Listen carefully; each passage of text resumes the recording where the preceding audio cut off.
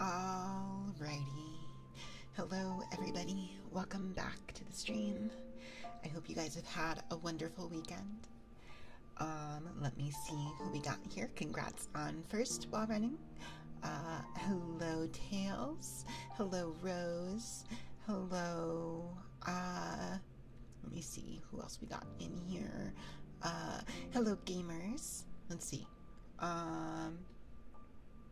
Took a death in Call of Duty to get here. Well, I'm glad to hear you won the full match. Also, hi, Tails. How's it going? Welcome in, everybody. I hope you're having a wonderful end to your weekend. Did you guys have... Oh, I just realized I've got the wrong thing up here in the text bit. That's okay. Let's fix it. Reading... Otherside Picnic. There. Cool. Hello, Ing. How's it going? Did you guys have good weekends? Do anything fun or exciting? Any exciting places? Any cool things? Any tasty foods? Just finished setting up and customizing your Arc Linux KDE Plasma. Where should you share it, by the way? If it's photos and stuff, there is a channel for that in the Discord. It's, I believe, called Collider's Photo Booth. And that's if it's like pictures or whatever. Otherwise, like, I guess in general chat is probably fine, I think. Probably.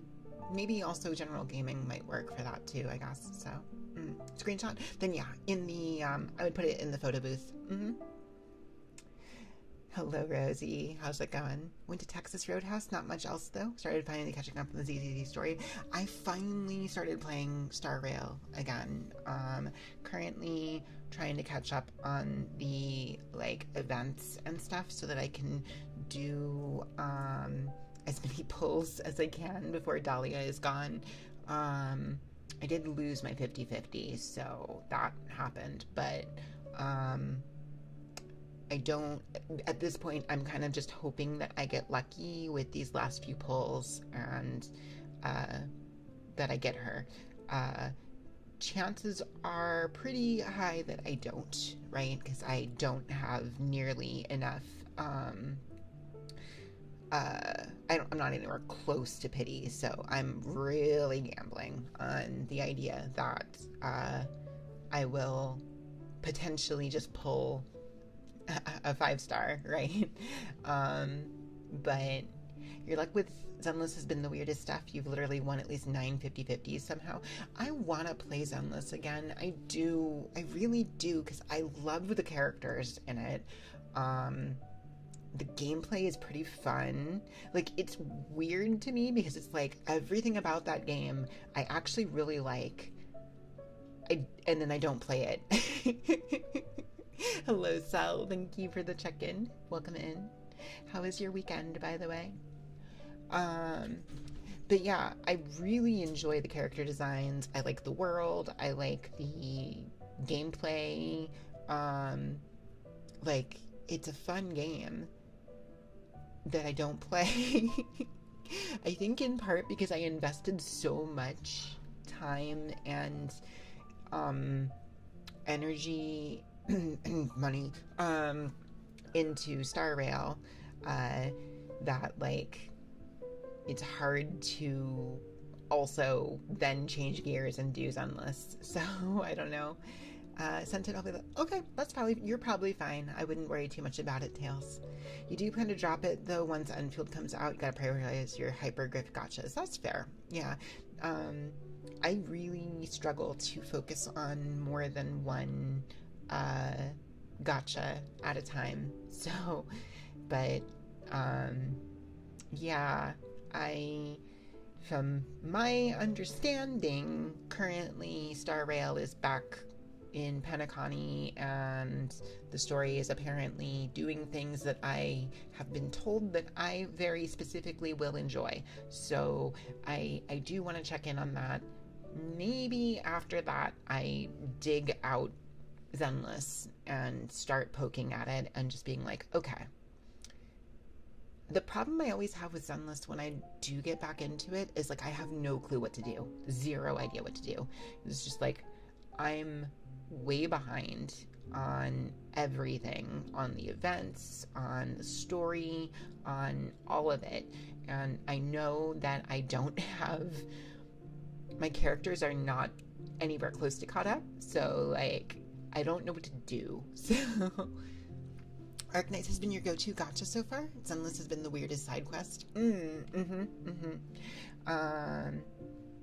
But yeah, I think I do really want to try Zenless again, because like what Zenless can do to get me back immediately is if Nicole comes out with her own like S rank or whatever unit, like if they add an S rank Nicole, I am there, because yeah, anyways,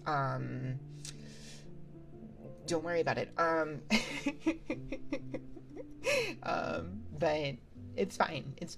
So, but yeah, it's been a low-key kind of weekend for me, outside of like streaming and stuff, obviously.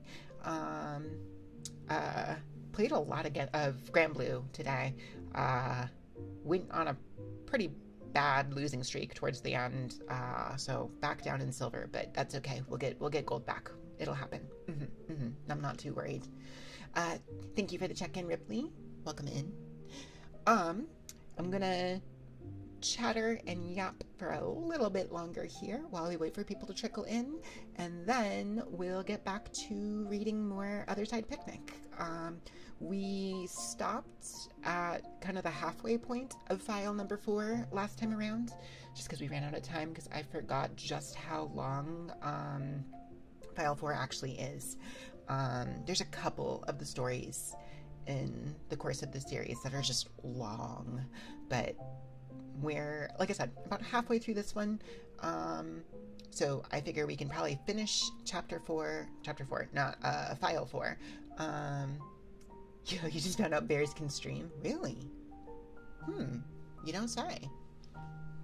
But I started playing Zeta. I'll have to see how to make her consistent and not drop combos.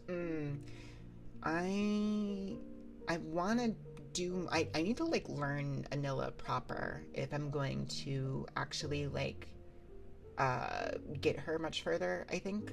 Maybe. Then again, I said the same thing about Charlotta, and I never really learned, like, big, long combos with her either. So, who knows? Maybe I can fundies my way up into Masters with her. Who knows? Maybe. It's possible.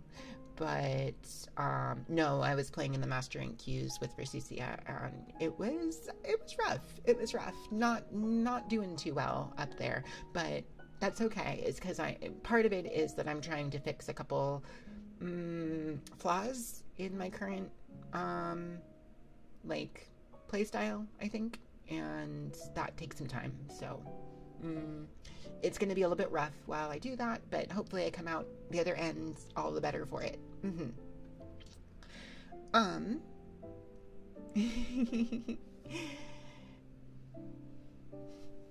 Thank you.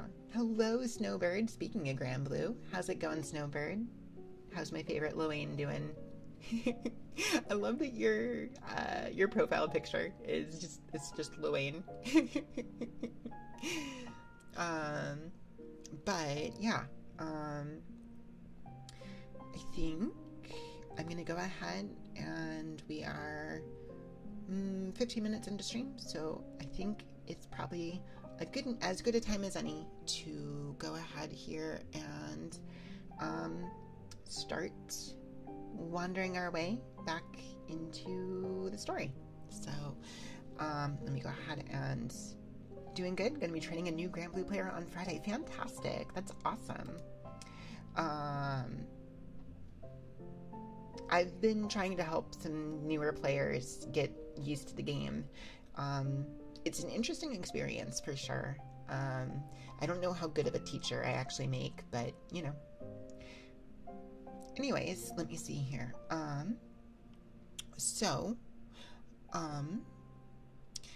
This, as always, is still an ASMR stream, so if you guys do have redeems you want to put in for, that's totally fine. Same thing with like chatter in chat, totally okay.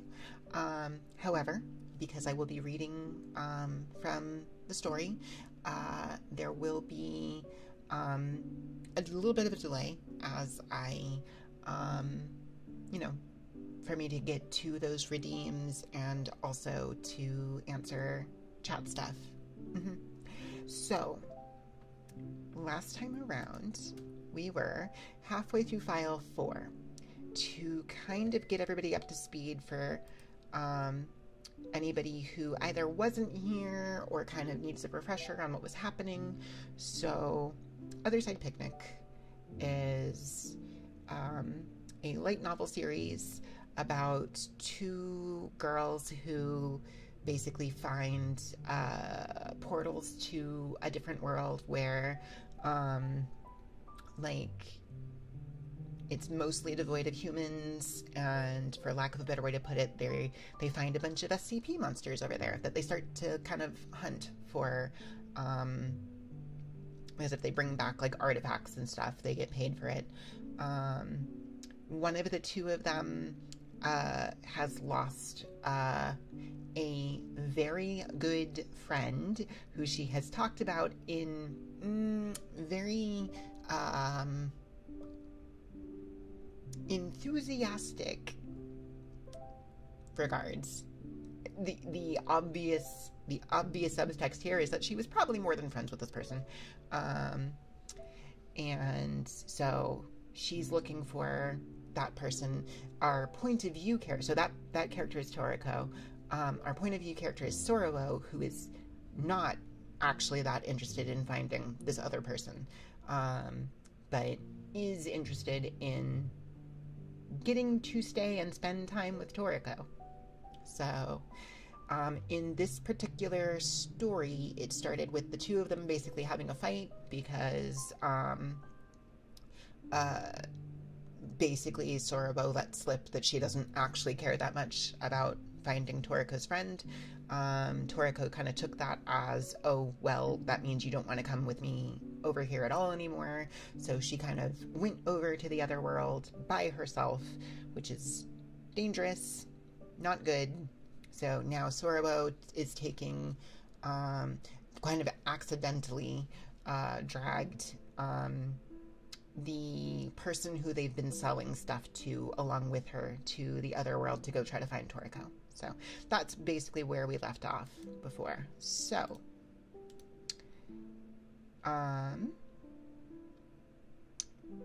without further ado, continuing on. Chapter 8. Once we actually got walking, we reached the skeletal building in no time. I was prepared for a reunion with the dead body of that person who was killed by the Kunekune, but I didn't see it this time. We reached the foot of the building where the bare concrete was exposed, and we had a look around the area. The ground floor was covered in soot, with a metal barrel left standing there. No sign of Toriko. I'll go look up top, okay? Without responding to me, Kazakura tottered over to the barrel and looked inside. Sorabo-chan, got a light? I do, but I don't think this is the time for a bonfire. I don't care. Give it here. I pulled a box of waterproof matches, giving them to Kazakura. Then I put a hand on the rusty ladder and started climbing. I didn't recall that climbing 10 floors worth of ladder was actually pretty hard until I'd already gone up enough floors that it was too late to turn back. My arms got tired, and when I happened to look down, I was shocked to find I was higher up than I expected. Huh? What is this? This is nuts. Wasn't it kind of insane going up and down this ladder? I wasn't counting, but I was probably 4 stories up. If a rung broke, or if I lost the strength to hold on, wouldn't that be the end for me? The evening wind blew past, fanning my body. I panicked and clung tight to the ladder. Kazakura seemed to have misunderstood me, but I wasn't fearless. Just desperate. That was why, when I came back to my senses like this, I couldn't take it anymore. Calm down, I closed my eyes and told myself. You've used this ladder before. It was fine then, wasn't it? You just have to take it one rung at a time, just like back then. Like back then? Oh, right. Toriko was there, though. Just because I didn't have her with me, it was this scary? When I'd had Kazakura following me, I had managed to keep tricking myself somehow, but the moment I was all alone, I turned into a mess. I'd just finished making it through the other side, full of monsters and glitches, but now the mere height of a ladder was enough to immobilize me. Had I always been this cowardly? That shouldn't have been the case. If this were back during the time when my anger and irritation at everything drove me to go prowling through ruins at night, by the light of a single flashlight, this ladder wouldn't have been a big deal. I've gotten weaker. It hadn't been that long since I first met Toriko, but I was already useless without her. That woman, whose situation resembled mine just a little, but otherwise was nothing like me. That woman who had all these things I didn't, but seemed to be missing something even worse than I was. That woman who was beautiful, good-natured, and strong, who was a completely different type than I was, and yet the two of us got along great.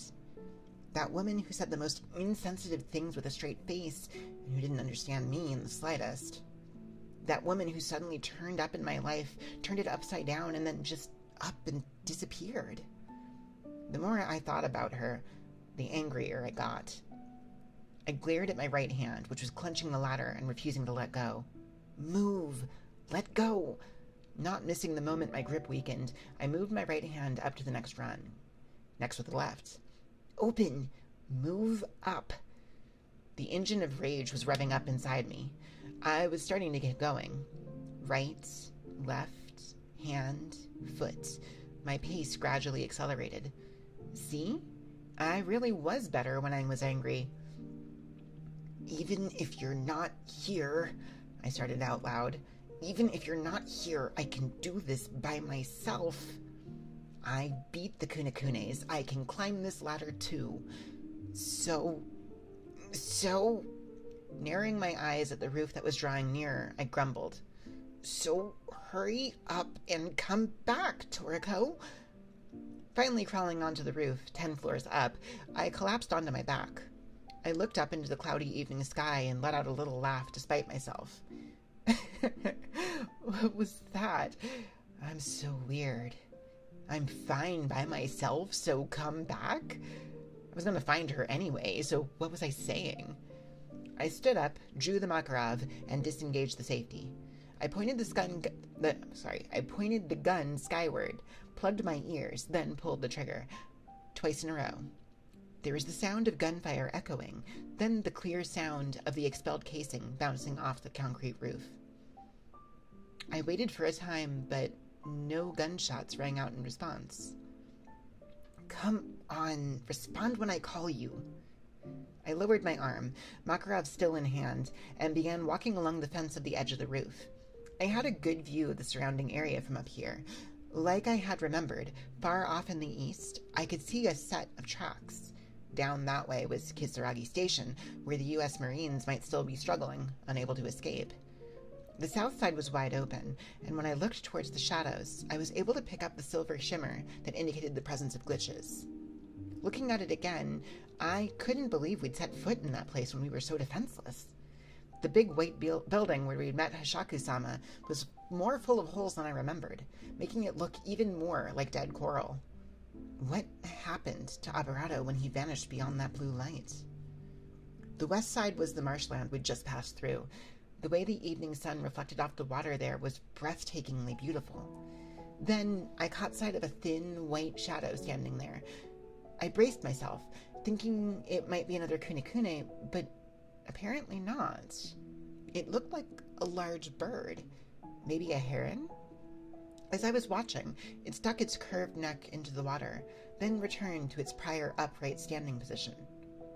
If it really was a bird, that would make it the first animal I'd seen since coming to the other world, but I couldn't let my guard down. When I remembered something we'd seen last time, a massive bird that spread the smell of oil as it flew overhead, I looked away. I continued following the fence around the north side, where I stopped still in shock. On the north side of the building, there were scattered woods on a land full of exposed rock. Beyond that, a city spread out. Well, I called it a city, but that was just my first impression. It wasn't that large of an area. Maybe a village at best. We hadn't headed north yet, but I had no recollection of having seen this place from the north side of the roof. The roofs had shingles that had fallen off here and there, and the walls had been made dirty by exposure to the heavy rain, which made it hard to think it was constructed recently. In between the houses, something moved. Someone was there. Someone or something. Glowing crimson in the light of the evening sun, I saw the back of a head with long, bouncing locks of blonde hair. "Toriko!" I shouted, leaning out over the fence. "Toriko!" Instantly, I raised the Makarov above my head and fired. Undeterred by the ringing in my ears, I unloaded the entire clip. The slide recoiled, and then there was quiet. I didn't know if she heard, but that crimson brilliance hid in the shadow of the building. Of a building, sorry. Then, down on the ground, there was movement. Kazakura was tottering through the woods towards the city. "Kazakura-san!" There was no response to my shout. For some reason, Kazakura disappeared into the woods without looking back. There was something wrong with her. I pushed away from the railing, turning back and returning to the ladder with long strides. I put the Makarov away in its leg holster, then, grabbing onto the ladder, my foot nearly slipping as I did, I descended as quickly as I could. With each rung, I grew more impatient. If this were a game, I could have just grabbed onto a support pillar with both hands and then slid all the way down. Once I was finally standing on the ground, I looked at the first floor. Kozakura was gone, and dried leaves I could only assume she had gathered from around here were crackling in the barrel. Next to the fire was the box of waterproof matches I'd given her earlier, along with Kozakura's abandoned shotgun. With how frightened she'd been before, there was no way Kozakura would have left without the gun. I picked up the matches and shotgun, then took off running.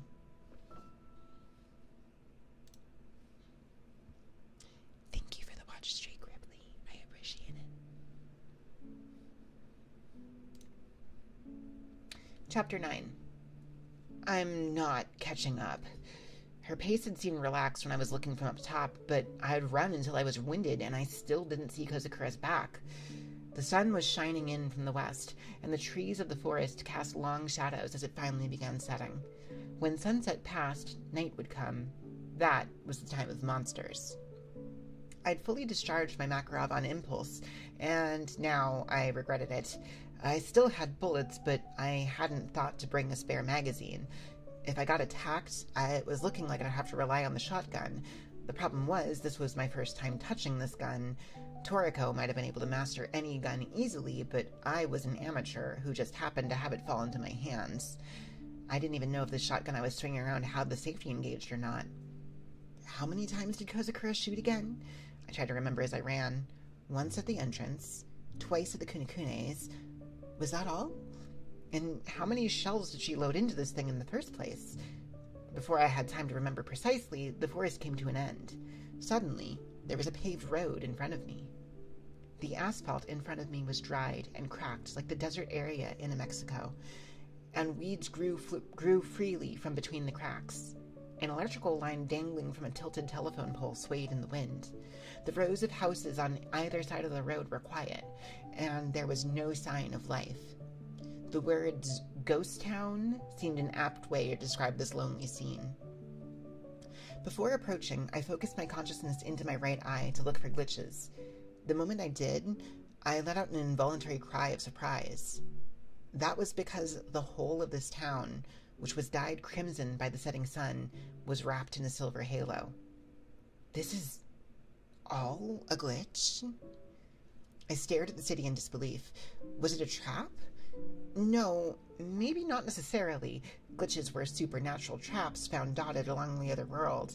That was what I believed, since that was what Aberrado told us, but I had seen the train we used to escape Kisaragi Station, and Hishaku-sama's other form wrapped in the silver haze too.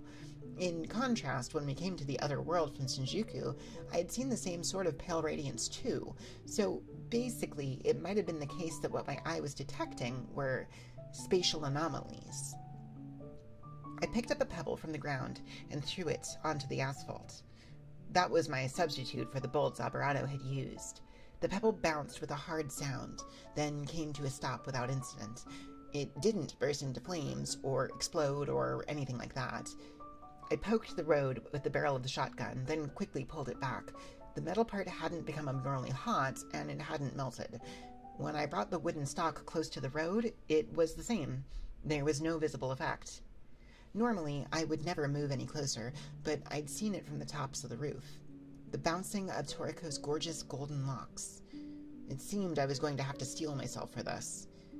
I raised up one of my feet, on which I was wearing hiking shoes, and carefully, cautiously, I stepped onto the city. Hey. Huh? A sudden voice from behind me made me jump into the air. It was a throaty, deep male voice. I whipped around and unconsciously pulled the trigger. Nothing came out. Safety, huh? I thought, and then went pale. Did I almost shoot someone just now? The muzzle was aimed towards a middle-aged guy in work clothes. His face... I don't know what his face was like. I could tell that he was middle-aged and that he was male, but I couldn't make out his face. If I directed my attention towards individual parts, his eyebrows were bushy, there was stubble on his face. Those details would enter my consciousness, but I couldn't assemble a full picture of his face inside my head. I told you you wouldn't be able to go back, didn't I? The faceless man said, clicking his tongue. From the way he spoke and acted, from the way he was dressed, there was no mistaking him. It was the time-space man. I searched above the trigger with my finger and found the protrusion it felt like I could move. I clicked it in, and the trigger, which had been locked and immobile up until now, lightened as if it had been set free. It must have been the safety. Don't move. I'll shoot. When I said that, the man looked dubiously at me, or so I thought. In my conversation with Kazakura, I had posited that the time-space man might not be a living being, but in fact a bot. I think Kazakura was using the term phenomenon in the same way. He looked human, but was in fact just something like a piece of stage equipment that acted human. If so, why should I care about shooting him? I thought, but at the same time, I had serious reservations about pulling the trigger on anything that looked human. In an attempt to figure out what these guys really were, I focused my consciousness into my right eye. For a moment, I didn't understand what I was seeing. It wasn't a man. It wasn't even a bipedal creature. It was a tall plant, growing out of the ground. Its green stalk rose straight out of the asphalt, splitting into two in the middle, and then each end of the stalk bore 5 bunches of small red fruits that resembled salmon roe. There were arrowhead-shaped leaves growing from the whole of the stalk, and they blew in the wind. Once I had recognized it as a plant, I couldn't see it as human anymore. I realized I was alone, on the street, staring vacantly up at a tall plant with my jaw hanging wide open, so I shut my mouth. I had no recollection of this thing growing out here up until a minute ago. What is this? I backed away in confusion. The plant was just growing there. It didn't move, and it didn't talk. I felt like it was watching me, and that was creepy. Even as I was worried it might attack the moment I turned my back on it, I turned to look at the city, and when I did, I screamed. At some point, the whole area had filled with plants. In the middle of the gatepost of the nearest house, there was something that looked like an elliptical sunflower framed with blue, white, and gold bumps. It had 4 large leaves, resembling the 8-fingered leaves of the Fatsia plant, growing from closer to the root of it. Peeking out from behind a telephone pole, there was a pale plant with leaves that looked like the spread legs of a spider, and in the middle of its stalk there was a swell that looked like an insect gall. The ends spread out like the tip of a calligraphy brush, each carrying a green mass that looked like dandelion fluff blown up to massive size. From there, further along there, was a plant with 3 fern-like leaves growing in a line in the center, and then 2 light pink buds growing off of it. It was a little shorter than the rest, but still as large as a child in the upper years of elementary school. Its stalk bent under the weight of the buds, which made it look almost as if it were peering towards me. The scene made it look like a great many people had frozen in the middle of whatever they were doing, and then had been turned into plants like that. It felt like when you were turning around playing red light, green light. I looked over my shoulder to spite myself, and the first plant I'd encountered was still in the same spot. By this point, I could no longer be confident that my conversation with the man had even happened. Unable to handle the tension, I started running. I avoided the plants as I pushed towards the center of the city. Nothing interfered. I wasn't attacked, not by anyone or anything. The setting sun hung over a hollow city, full of nothing but human-sized plants. "Toriko! Kozakura-san! Where are you?" There was no response. I went off the road, and even went into people's yards. I noticed the lingering remains of the former inhabitants' lives as I searched for Toriko and Kozakura. An open door, buried in the grass, a rusty, abandoned tricycle, an old tire filled with water. The posters pasted on the concrete block walls had completely faded, and only the outlines of people on them were still vaguely there. Walking around, I noticed one other thing that was abnormal. The city never ended. When I'd seen it from above, it hadn't looked this big, but no matter how far I went, I never reached the outside. I cut across the parking lot with a broken chain-link fence and returned to the road. The sun hid behind the rows of buildings, while the silhouettes of plants were drawn in its lingering illumination. The image of many human beings looking towards me in the darkness popped into my head, and I shuddered. What happened to the people who were once here? Those plants, are they what's left of the residents? No, that can't be right. But, shaking my head to dispel my unpleasant imaginings, I had a sudden realization. Somehow, the plant next to me seemed familiar. It was short with pink buds. The human-sized plants I'd seen in the city all looked different, but this one stood out to me as unusual because it was child-sized, so it left an impression on me. Child-sized? The moment I had a flash of inspiration, my ears were filled with the sound of shouting. "Chan! Soro-chan! I said I'm over here! Listen to me, stupid!" Kozakura? Kozakura was right next to me, shouting. When I responded, Kozakura's eyes widened. Then she put her hands on her knees and hung her head. I finally got through, Kozakura said, her shoulders heaving with each breath. I don't know how long she was shouting, but her voice was hoarse. Where did you come from? I've been here the whole time. You caught up with me, so I called out to you, but you wouldn't look at me, so I thought something else must be wrong. Sorry, it seems I was looking at something else. As I spoke, I looked around the area. The plants other than Kozakura had vanished, like it was all a dream. Why did you come here, Kozakura-san? I, felt something calling out to me, Kozakura said in a vague tone. I was thinking I'd start a fire in that barrel. I gathered up all the dried leaves from nearby and lit a match. Somehow I managed to get that fire started, so I decided to go look for more kindling. Then, as I was walking around the building, all of a sudden, I heard Satsuki call my name. Satsuki-san did? I remember that it seemed natural to me that if she's calling, I've got to go. The next thing I knew, I was in the middle of the city. For a moment, I thought I'd gotten out of this place. I realized I hadn't pretty quick, though. I was alone in a deserted residential area, and I'd lost my gun, too. I got scared. Just when I thought I was in trouble, you came. I was so relieved. Kozakura must have felt really lonely because she kept talking. I cut her off before she could say any more and asked, "You didn't come across Toriko?" "Huh? No, I haven't seen her." "She should be nearby, somewhere in the city." "Here? Seriously? I haven't seen anyone but you and me." Kozakura seemed dubious, but I was confident. I'd only seen it for an instant, but that blonde hair was definitely Toriko's. "I'm gonna go look a little more, Kozakura-san. You can go back without me." "Go back where?" "If you go up on top of that building, there's an elevator. You should be able to go back to the surface through there. I've used it before." "Don't be stupid. You think I could go back on my own?" "If you run, the building's right there. I don't have time for this, so please go home right now. I'll give this back to you." I tried to turn over the shotgun, but Kozakura wouldn't take it. I continued to talk, trying to persuade her. I understand that it's scary to be alone, but things are about to get even more crazy here." "Why?" "The sun's setting." The city had sunk deep into twilight, and it was already getting hard to make out each other's faces. The deep red light that remained just licked regretfully at the roofs of the houses. It wouldn't be long before it too disappears.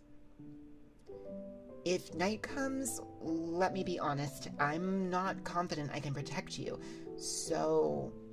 Kozakura let out an irritated sigh. "You showed me that picture, and now you're going to say that?" "That picture? You mean the ones of my doppelganger?" "No, the one of Satsuki. Sorowo-chan, you really do have no interest in anyone but Toriko, don't you?" Kozakura's voice rose with exasperation. "I've always thought Satsuki died here, but if she's alive, I want to go see her. That's why I can't go back alone, Sorowo-chan." Just as Kozakura finished saying that, the last meager light of twilight finally vanished from the sky. Night had come to the other side.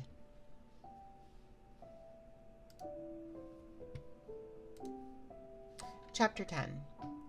Night had fallen, and the sky was still a deep blue, but the stars were already shining. Did the night come this quickly without artificial light?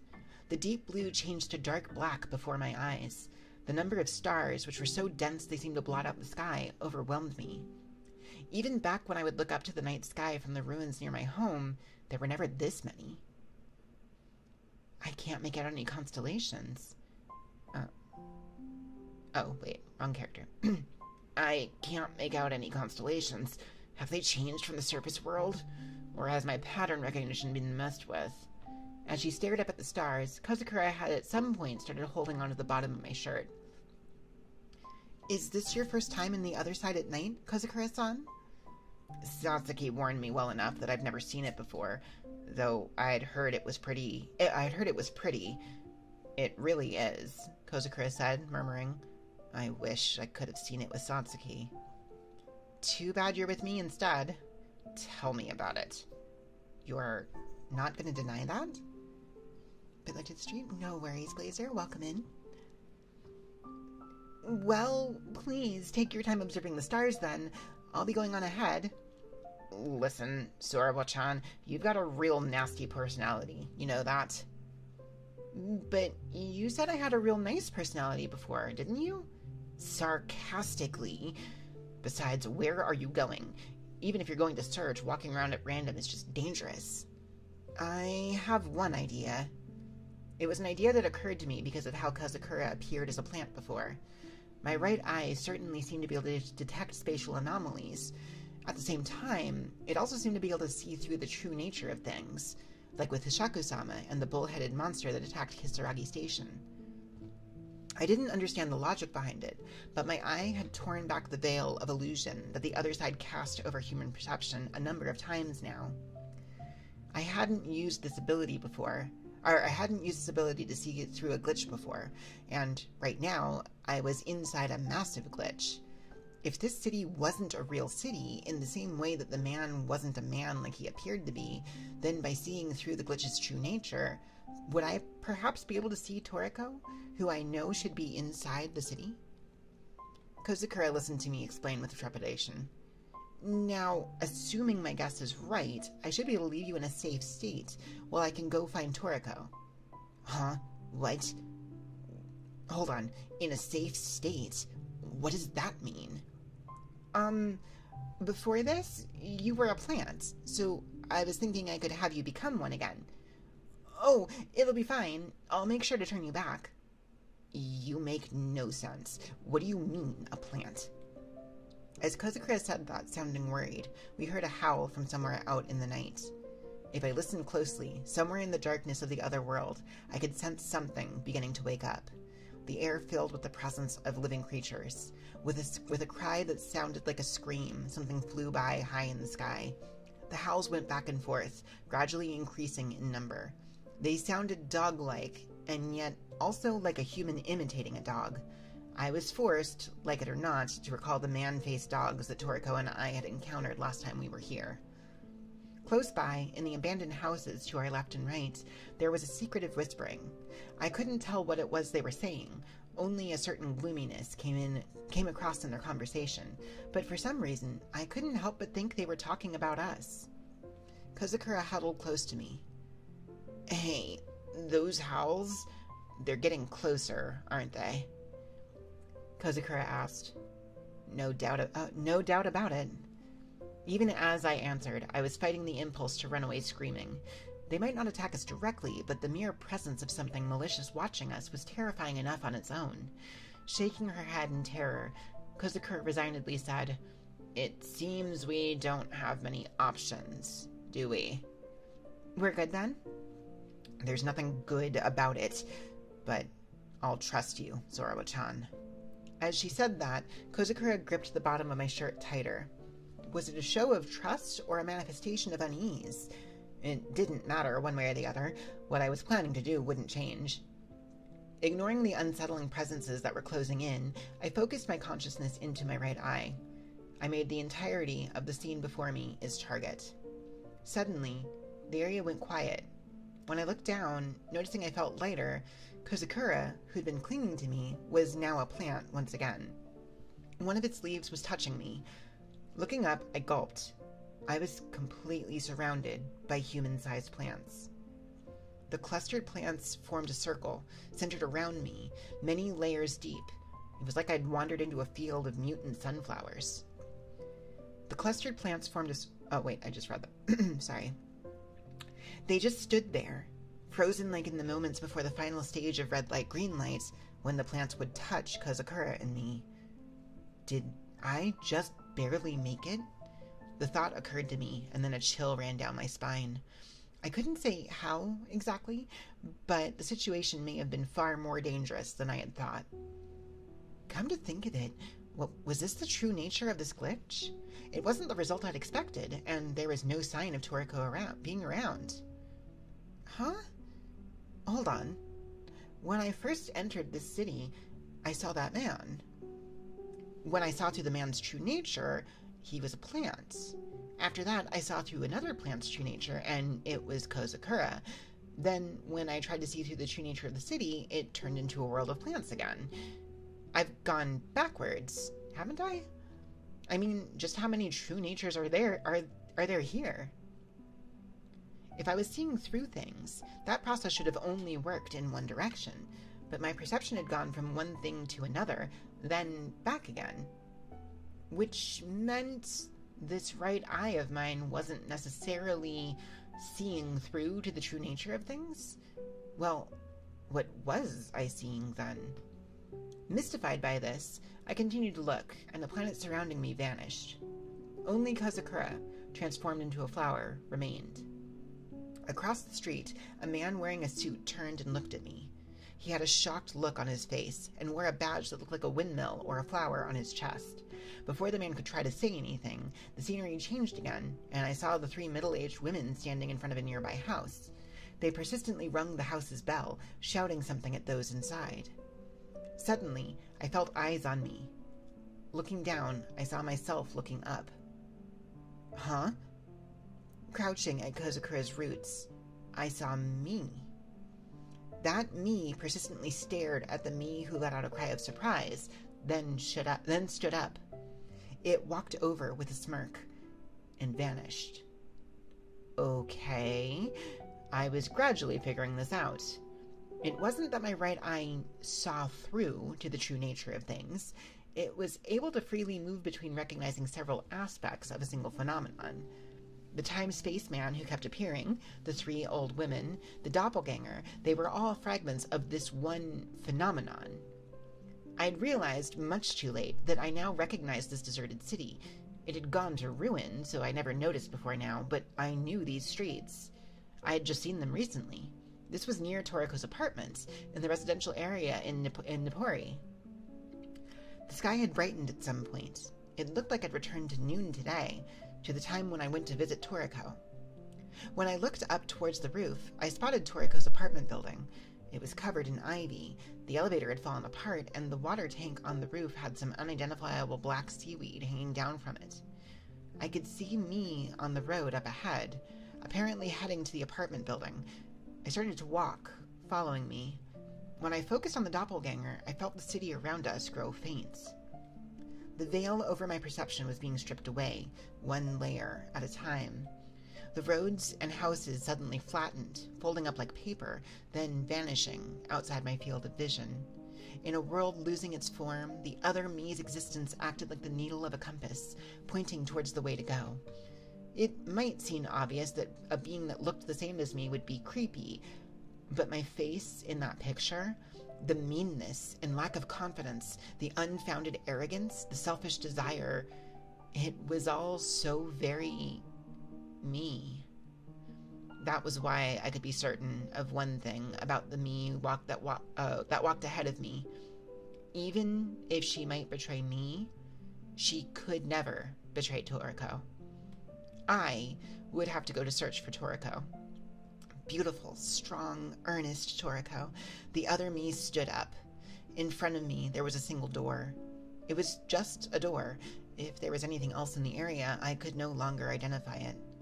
It felt like there was some bizarre entity, beyond even the kunekune, scratching away at the edges of my vision, but if I diverted my attention even a little, I felt like I'd lose sight of my destination, so I didn't take my eyes off the me in front of me. However, with so many veils stripped back, I could sense that I had come to an incredibly deep place. The doppelganger disappeared, as if being sucked into the surface of the door. It was a door I'd seen before. It was the one to Toriko's room, room 404. I'd put my hand on the door handle, slowly pulling it open, and then I stepped inside. At the end of the entrance hall, I could see a room with wooden flooring. I walked right in without removing my shoes.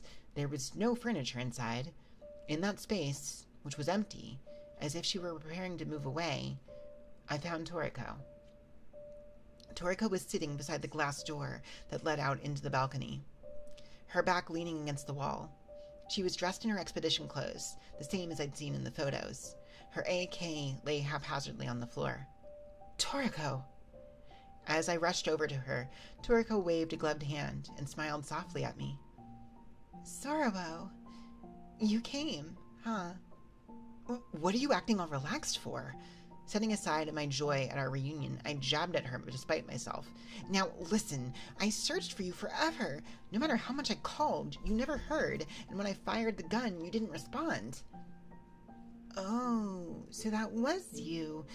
I thought it was the guys from Kisaragi Station. Why? Of course it was me. I didn't think you'd be coming here with me anymore. There was something weird with her. She seemed oddly enervated. Hey, what's wrong? Are you hurt somewhere? Nuh-uh. Well, okay then. Come on, let's go home. I pulled her arm, but Toriko made no attempt to stand. Sorry, Sorowo. I can't go home. I found Satsuki, Toriko said plainly. Where? I asked, but Toriko just pointed out the window. I felt a voiceless groan escape my throat. On the other side of the balcony, what I had thought was the sky was that blue space. There was a woman in black floating there, looking down at us. Her neatly cut black hair, her pale skin and black-rimmed glasses, her eyes deep behind the lenses, which were incredibly blue, a far more terrifying shade of blue than in my right eye. Satsuki Aruma, Toriko's missing friend. I couldn't grasp the scale of it. She looked so close, yet so far. Being in her presence made my hair stand on end, but it wasn't just because I was intimidated by her. She definitely looked like the woman from the picture, but she was different. This person was not anything I could call human. I mean, ignoring me as I cowered, Toriko stood up, sliding open the glass door and stepping out onto the balcony. About Satsuki, she's a special person to me. Looking up at that thing, Toriko spoke. I'm no good at making friends. It never worked out for me at Japanese schools, so I stayed cooped up at home. That's when Satsuki appeared. First, as my tutor, then later, as my friend. Toriko kept talking in a dazed voice, like she was a young girl, dreaming, and I mean that in a bad way. Her eyes were unfocused, and it was clear her mind had taken off elsewhere. It was easy studying for school, so I didn't think I needed a tutor, but Satsuki taught me all sorts of things. So many things I didn't know. Stop, Toriko. I didn't want to hear how close Toriko was with Satsuki-san before she and I met. She told me we were friends, and since we were friends, she taught me about the other side. She took me exploring, too. I'm going to keep on teaching you all sorts of things, she said, and then she disappeared. She changed my life so much, I could never go back to the way things were. And then she suddenly vanished. Satsuki was all I had. So... No! Chasing after Toriko, I stumbled out onto the balcony. Even getting a few steps closer to that thing floating in the blue space, I started dripping with cold sweat. Toriko continued. That's why I came looking. Now, at last, I found her. She really is alive. I have to go now, to be in the same place as Satsuki. When Toriko put her hand on the balcony railing, I grabbed her by the shoulder. You can't go, Toriko. Why not? Because, no, that's not her. My right eye could see it, a different aspect of the entity that took the shape of Satsuki Aruma. There was a massive windmill with hundreds of blades, or a great flower with an unbelievably complicated design slowly spinning in the blue world.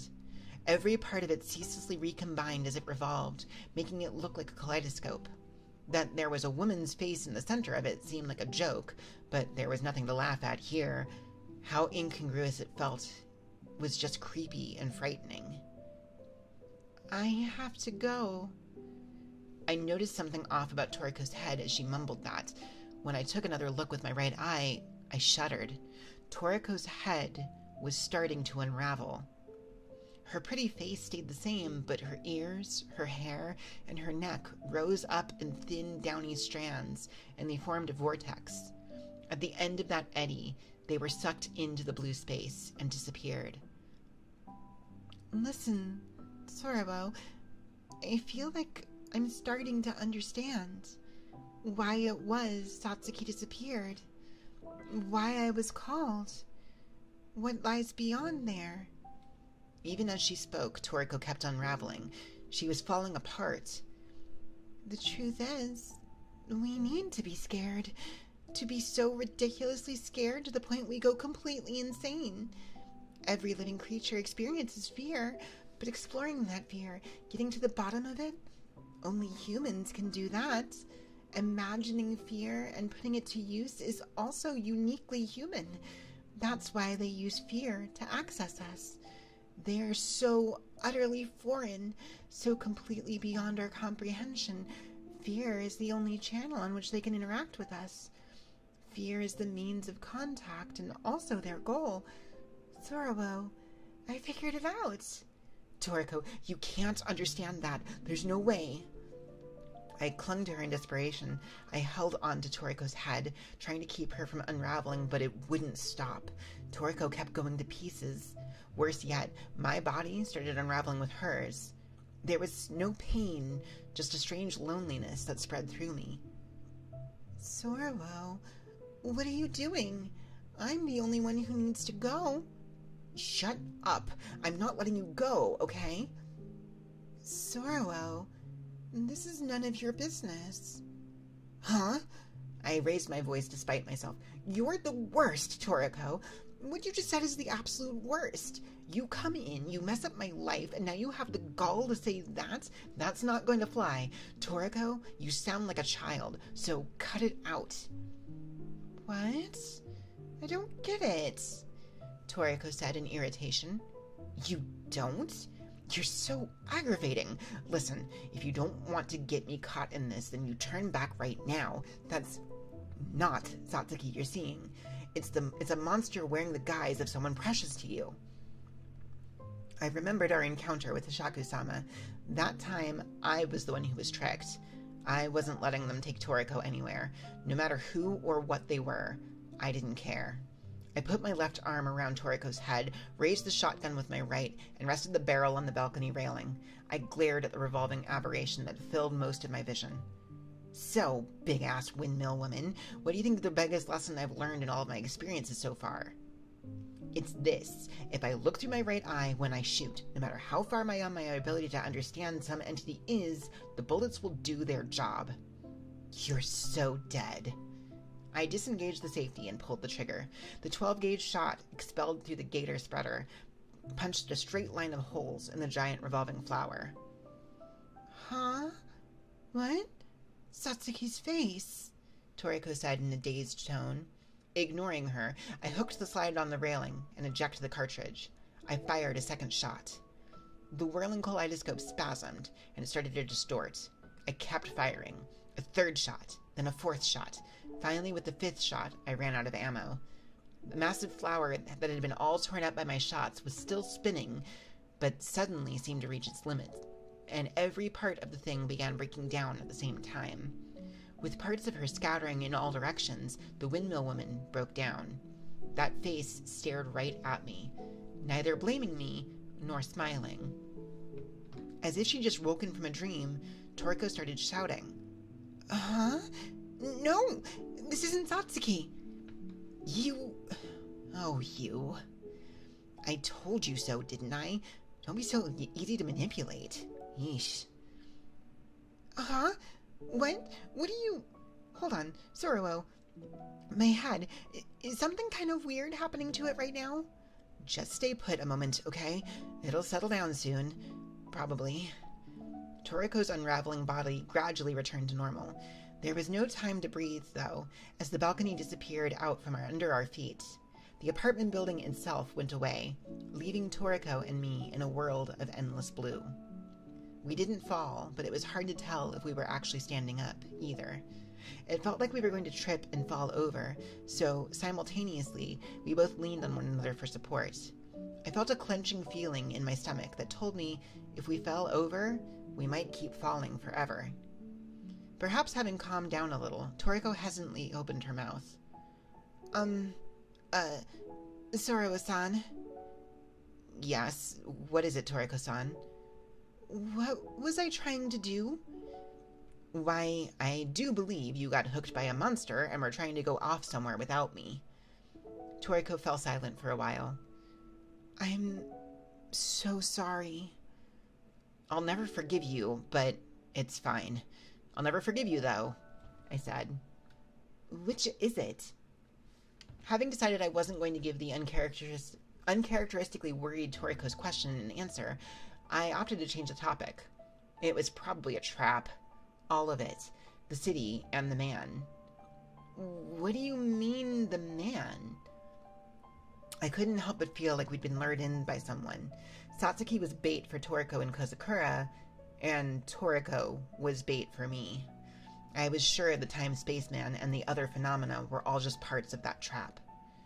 I could only speculate as to what their goals were, but that thing about contact that Toriko said while ranting stuck with me. There was something beyond that blue light, and it had set a trap because it took an interest in us. Had we managed to escape it? I thought about it, but couldn't find an answer. Eventually, the construct with the woman's face on it finished breaking down completely, and it vanished into the blue. Toriko watched with lingering traces of loneliness in her expression. Or so I thought, but then she opened her mouth.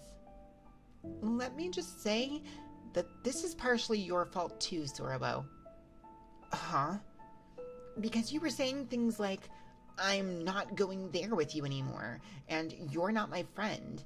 I was so shocked, Whoa, hold up, that's not what I said. Well, it's what I heard.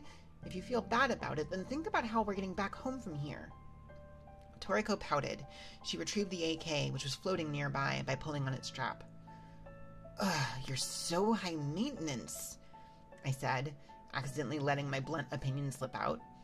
I thought she'd get mad, but Toriko seemed happy about it somehow. I thought for a little while. Fine, but before we head back, we're making a side trip. We have to pick up Kozukura-san. Huh? Kozukura came too? Yep. When she sees your face, you're gonna get murdered, Toriko, so be ready for that. What do you mean? You'll see soon enough. I extended a hand to her, and Toriko took it. The moment our eyes met, Toriko suddenly started chuckling. What? Laughing when you see someone's face is a little rude, you know? No, it's not that. The thing is, I'm actually really shy, but for some reason, I've been fine with you since the first time we met.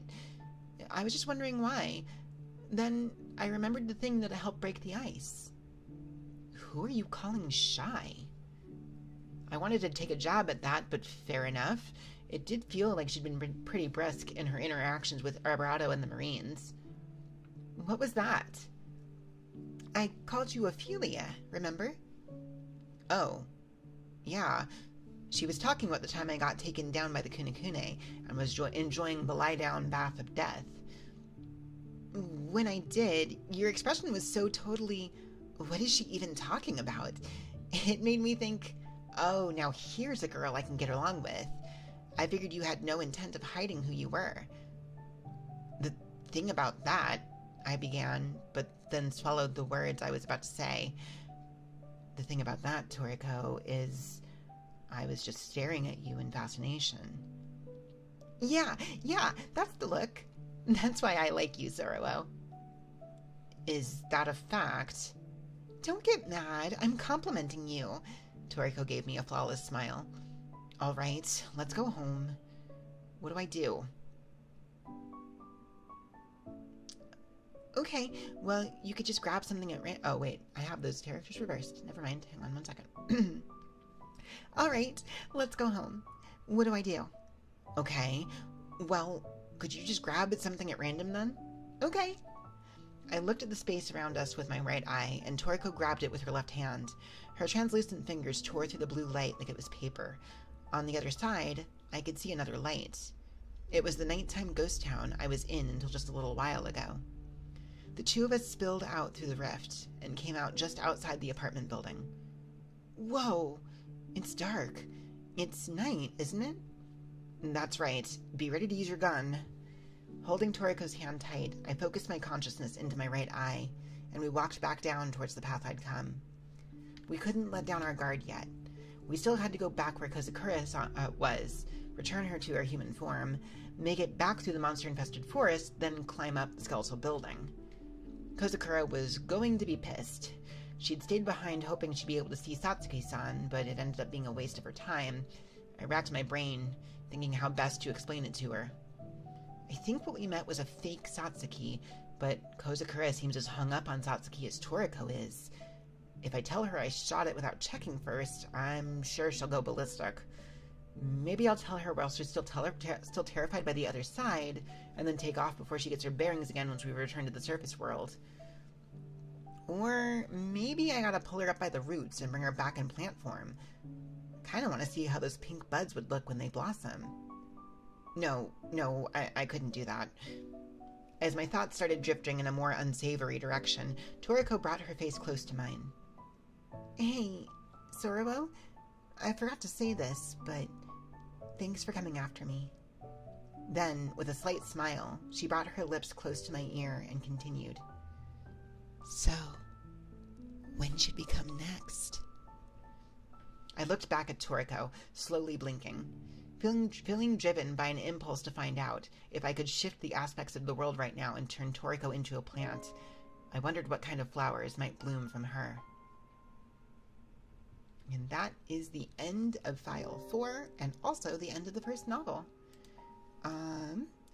Thank you so much for the daily check-in, my little nomad and Dino. Welcome in, both of you. I hope you're having wonderful weekends. So, give me one moment here. Good timing, Spike Kirby. Give me 1 second.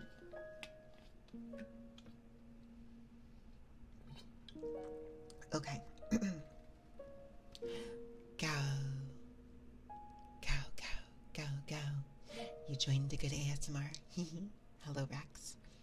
Yuri and Biblical Angels, what a Sunday. Go. Go.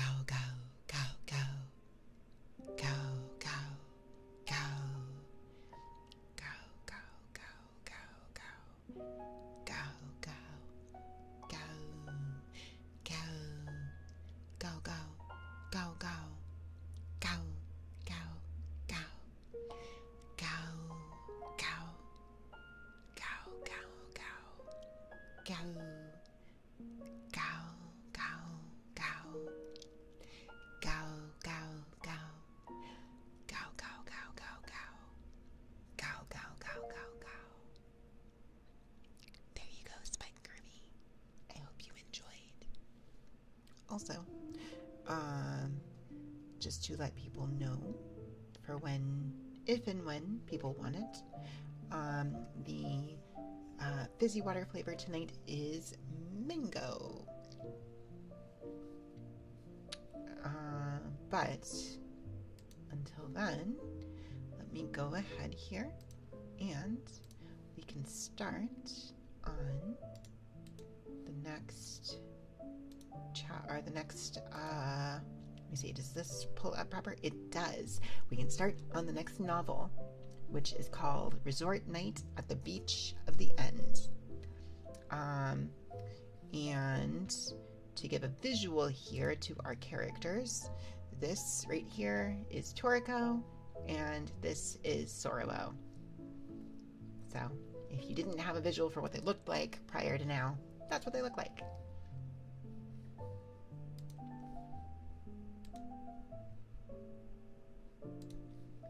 Okay. File 5. The operation to rescue the U.S. forces at Kisaragi Station. Chapter 1. The smell of burning meat hung in a dark room. Each time the red tongues of flame licked the fat, the fire grew in intensity. The rising smoke stimulated the nose. This smell would adhere to clothing and hair alike, and it wouldn't go away for some time. July. With the rainy season over, Tokyo marched onward into summer. New heat records were being set by the day, and I was pale with worry about the approaching final exam season. In a surprise twist, regardless of what I might be getting up to in my abnormal life exploring the other world, my university courses and papers continued to exist. There was a time when I'd had my doubts. In true ghost stories, there were plenty of narrators who had these unbelievably bizarre experiences, yet they'd forgotten them for a long time and went back to their daily lives as though nothing had happened. I'd always wondered if that was really possible, but now that I found myself in the same position, I understood. No matter how bizarre the experience, it was possible to return to your regular life. If you didn't think about it, it was fine. Your body would move on its own. That was how great the power of the daily routine was. It was a sort of homeostasis, the same way that the human body maintained a stable internal temperature. One mildly mysterious experience couldn't break down that routine. On the other hand, there were those who could never go back to normal. Those whose bodies were broken. Those who'd lost their minds. Those whose relationships with friends and family were messed up by the inability to make anyone believe in their experience. Even if they didn't do enough damage to utterly destroy a person's life, there were times when encounters with the bizarre could penetrate the armor of homeostasis and leave scars. Someone might be left unable to sleep without the lights on, become afraid of the sea, or have memories from a certain stretch of time becoming vague. In some, their fear might get reversed, turning into angry outbursts. Like with Kozakura, who was in front of Toriko and me right now. We were seated at a table at a yakiniku restaurant, an oppressive silence hanging between us. Even with salted beef tongue sizzling away on the metal net in front of her, Kozakura's expression remained harsh. Kozakura-san, I think it's fine now, I hesitantly said, causing Kozakura to glare at me through the smoke. You think this is fine? Don't expect me to forgive you so easily. No, I meant the meat. I was thinking it looks like it's ready to eat. Kozakura furrowed her brow, snorting indignantly, then picked up her chopsticks and took some beef tongue from the net. 3 whole pieces. Oh, it smells good. Let's hurry up and dig in too, Sorowo. Toriko said in an excited voice, letting her chopsticks hover over the edge of the net without permission. Do you even understand what today is about? Kozakura took a shot at her before I could. This is a meeting for review and reflection, one where you two reflect on what you did and apologize to me. Okay, sorry, you're right, it is. As she gave that meek response, Toriko grabbed a piece of beef tongue and stuck it in her mouth with a thoughtful look on her face. That's good. She's not reflecting on anything, I thought, as I reached out with my chopsticks. Oh, this really is amazing. It tastes so good, even with just lemon and salt. What do you want to cook next? Any preferences on order? Anything works, just cook whatever, Kozakura said, not seeming to care, and took a sip of her beer. The medium-sized mug she was using looked awfully big for her little body. It made me feel like I was giving alcohol to a minor. Seemed like she was aware of how it looked, and when we'd ordered, she produced her driver's license before the staff said anything. Toriko laid out some chuck on the net. She was probably better at doing this than I was. This was my first time I'd ever come to a yakiniku place, so I decided to leave it to her. The reason we were having our after-party at a yakiniku place was the result of a strong insistence by Kozakura. To be more precise, it was because, as Kozakura had said, this was a review and reflection party. In our last expedition to the other world, I abandoned Kozakura alone in the dangerous night there to search for Toriko. Inside a massive glitch that took the form of a town, I used the power of my right eye to turn Kozakura into a plant. With the night having fallen, I thought she would be safest like that. Inside that glitch, my perception defined the environment around me. I made my decision based on the belief that if I perceived Kozakura as a plant, she could escape from the gaze of the other world's monsters. Kozakura had told me herself that she was scared to death of the other world, so I thought being left alone would frighten her even more. And she'd get mad at Toriko and me for having dragged her into this. However, when I found Toriko, brought her back, and the 3 of us were together again, Kozakura was acting weird. She seemed dazed, and only gave non-responses to anything we said to her.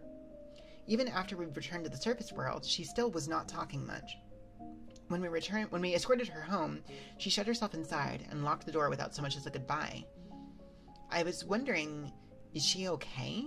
Then, before I knew it, a week had passed.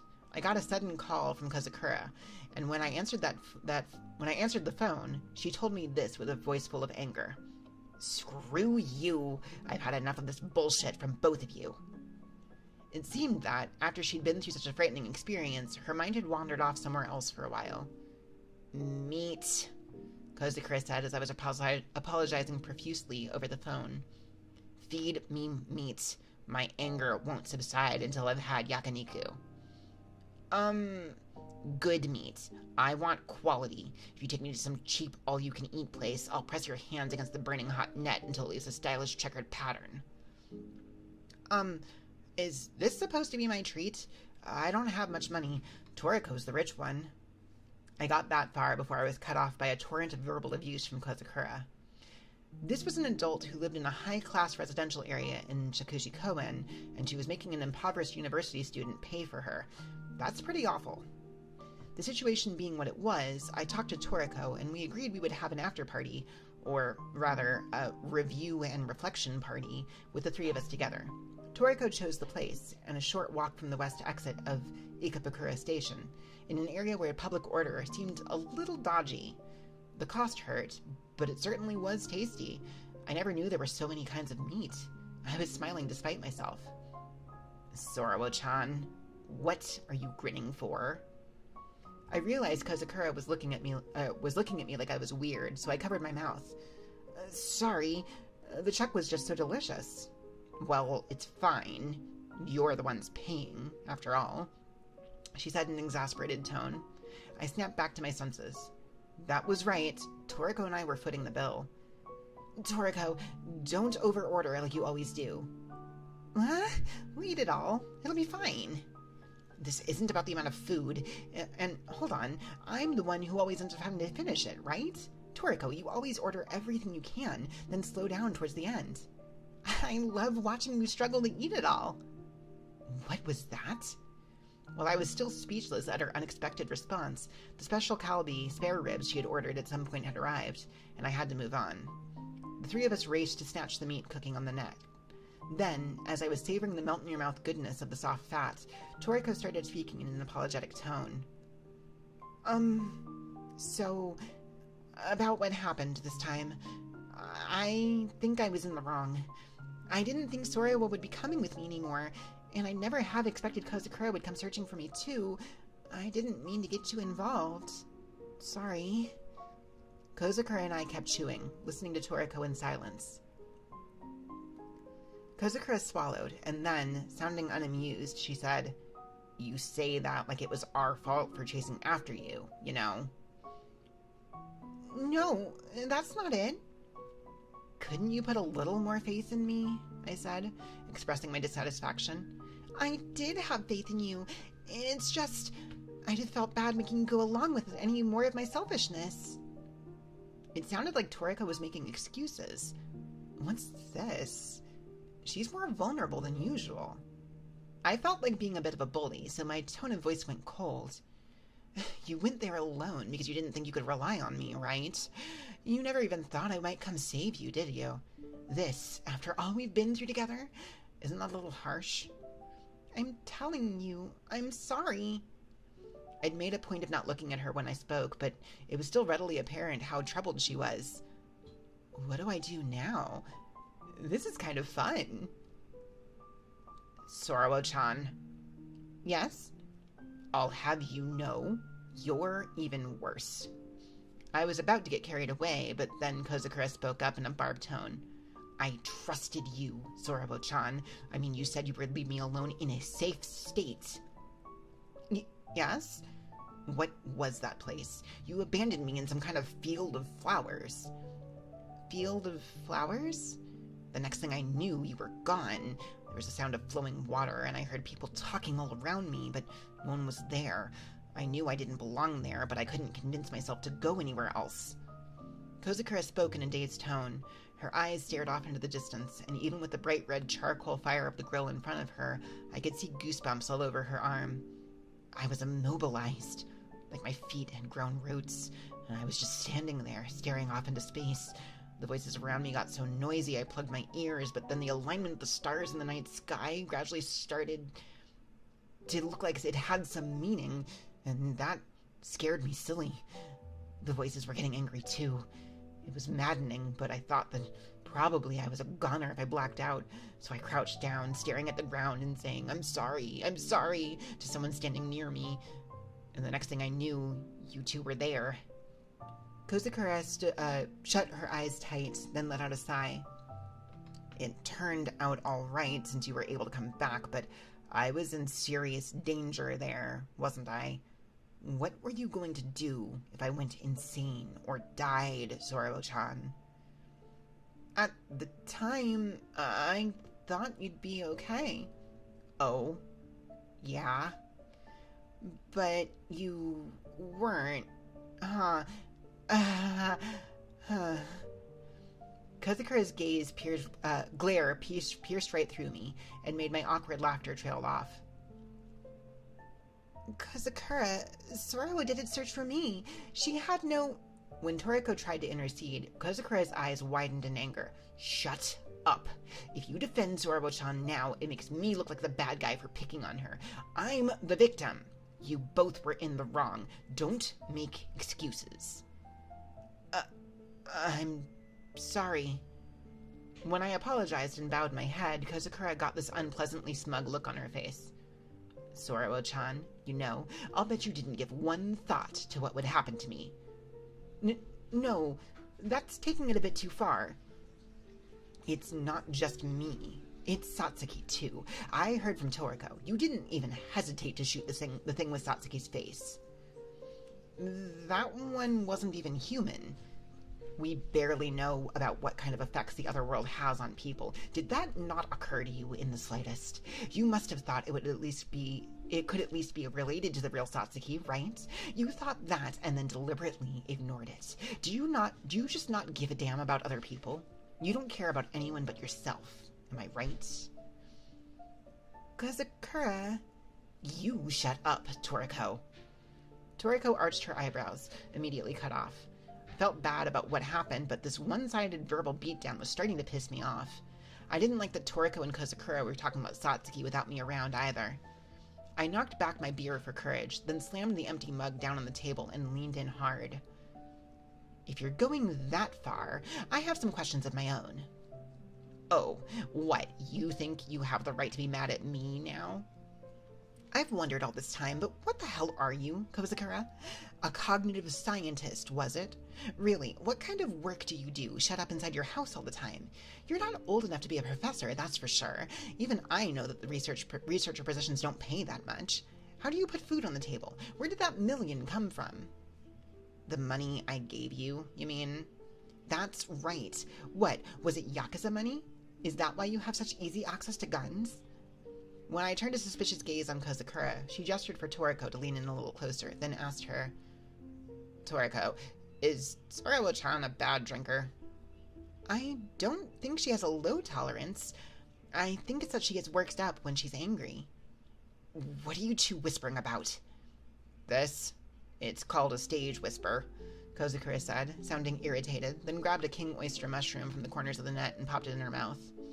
And when it comes to your prying questions, it's none of your business, is what I'd like to say, but, well, I can understand your concerns. No, it's not Yakuza money, so relax. Well, what is it then? Kozakura's eyes wandered as if she were thinking. There's a private organization that trades in information on the other world. I'm a member, and they provide me with some amount of funding, she said in a careful tone. Huh? This is the first I've heard of it. Toriko's eyes went wide. So did mine. What's with that? Why didn't you say something sooner? Did I need to? I'm simply engaged in specialist discourse with other researchers. Toriko is just searching for Satsuki, and you're in it for the money, right? Could you not say that in a way that makes me sound bad? I think you should worry about more than just sounding bad. Like what? I thought, but then Toriko leaned over the table. Was Satsuki a member too, maybe? It was Satsuki who dragged me in. Frankly, I'm just filling in for her now that she up and vanished, Kozakura said angrily, snatching a blackened sliver of kalbi from the top of the net. It looked like Toriko wanted to say something, but she gave up, casting down her eyes sullenly. There was a bit of a downer mood going on here. Feeling less than satisfied with how that had gone, I sighed. Do you want more meat? I asked Kozakura. I do. I do! The two of them answered in unison. I wasn't asking you, Toriko. Though I had been prepared for it, the bill came to a substantial sum, which sobered me up real fast. We split the bill, but Toriko was still happily swaying left and right as we walked. Oh, how I hated her. I was taking the Saikyo line home, Toriko was taking the Yamanote line, and Kozukura was on the Seibu Ikebukuro line. Toriko said she'd walk Kozukura to the ticket gate, and I just sort of ended up tagging along. When we'd passed through the hustle and bustle of the Ikebukuro station and reached the ground-level ticket gate of the Seibu line, Kozukura suddenly spoke up. Sorowo-chan, why don't you come to my place tonight? Huh? I'm not going to, but why? I don't want to go home alone. When she said that sullenly, looking at me with upturned eyes, I was bewildered. Can't you stay the night in a manga cafe or something? No, I'm saying I don't want to be alone. Huh? I tilted my head to the side questioningly, which made Kozukura get impatient. She raised her voice. I'm scared of being alone. Why are you getting mad? I'm not mad. Take a hint. What am I supposed to do if those 3 middle-aged ladies come back? Shoot them with the shotgun? You are so heartless. Kozukura thrust a finger at me in indignation. I was getting a bit offended, but Toriko leaned in, looking concerned. Want me to come with you? Even though Toriko was being quite nice, Kozukura shook her head. You, I don't need. Why not? I tried to mollify Kozukura and spoke in the gentlest tone I could manage. We just made plans, didn't we? Toriko and I will be coming over tomorrow to discuss our next expedition. Please don't shoot us by accident, okay? If you get scared, you can call any time. Ugh. There you go, treating me like a child. Kozukura spat distastefully and then turned away. As she headed for the ticket gate, Toriko called after her. That meat sure was tasty, huh? Thanks. Kozukura gave us an exhausted wave, and then in no time, she was swallowed into the crowd. I gave a sidelong glance at Toriko, who watched her go with concern. Toriko, you're such a good person. You know that? Really? Gosh, you're embarrassing me.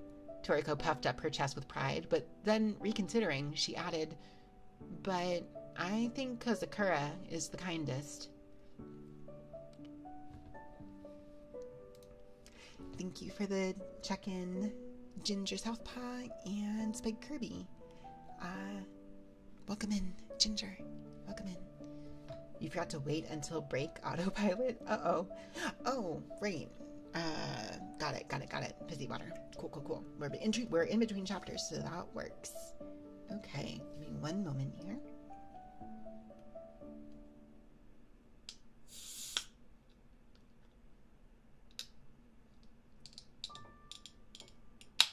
There we are. Okay. So, like I mentioned, tonight's fizzy water is mango flavored.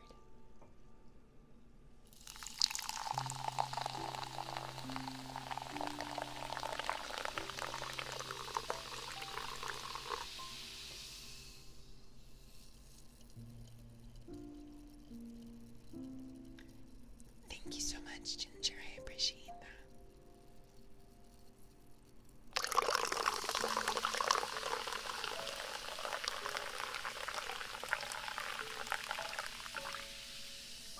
Hi, Bojo. Welcome in. It's not my birthday, but it is a birthday. Like every day.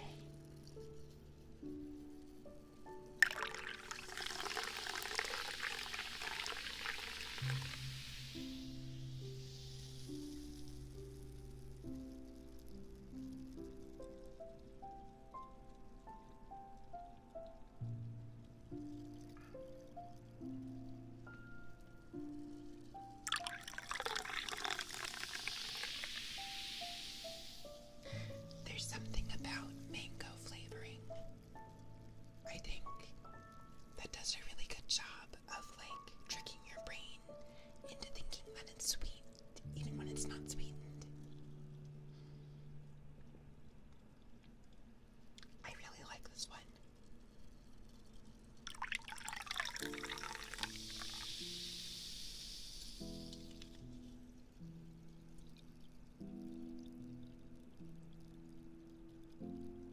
Okay. There we go. But yeah,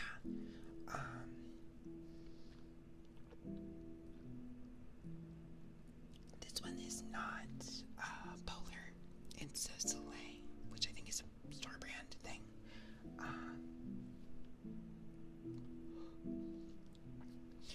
And yeah, it is completely unsweetened, but the flavoring is really good. And like I said, mango is one of those flavors I feel like that on its own just kind of naturally tastes sweet, even though it's not sweetened. There's no sugar at all in this, so I really like it. It's really good. Okay,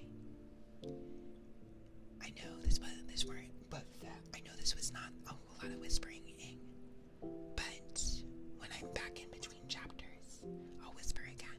Okay.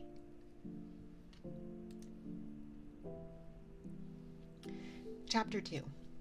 The next day at 11 a.m. on a Saturday, I visited Kozakura's house in Shikuji-koen, as promised. I rang the doorbell and waited for a response.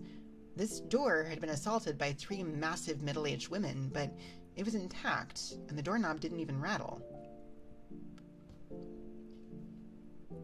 Instead, the wooden surfaces and even the hard metal parts had thin scratches all over them, like they'd been clawed at by something. Did you miss the fizzy water? Oh no! I'm so sorry while running. I did do it. I don't know if you can still hear it. There's a little bit of it.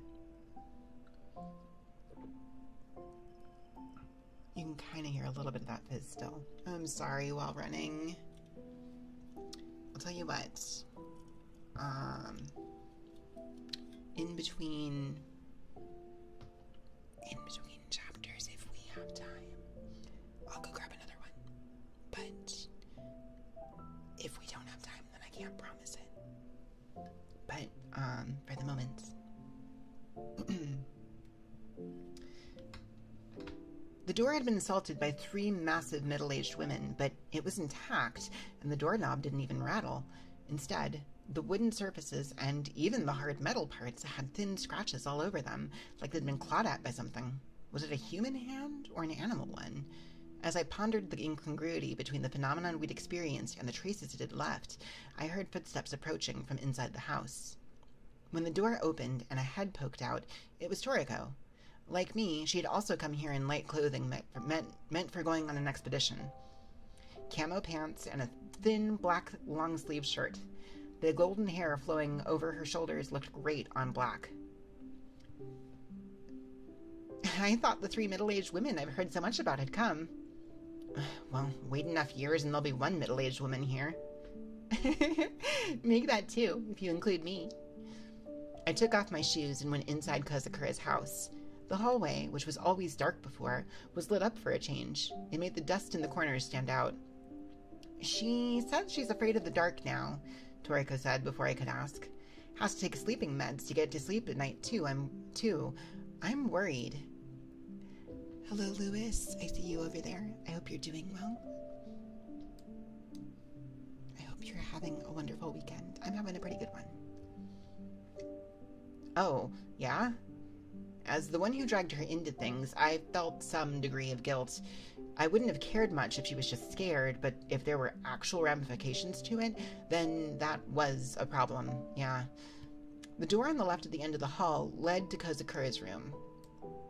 There was a light through the door on the right, too, and I could see a combination dining room/kitchen in there. It was a simple, thick birchwood table and 4 chairs.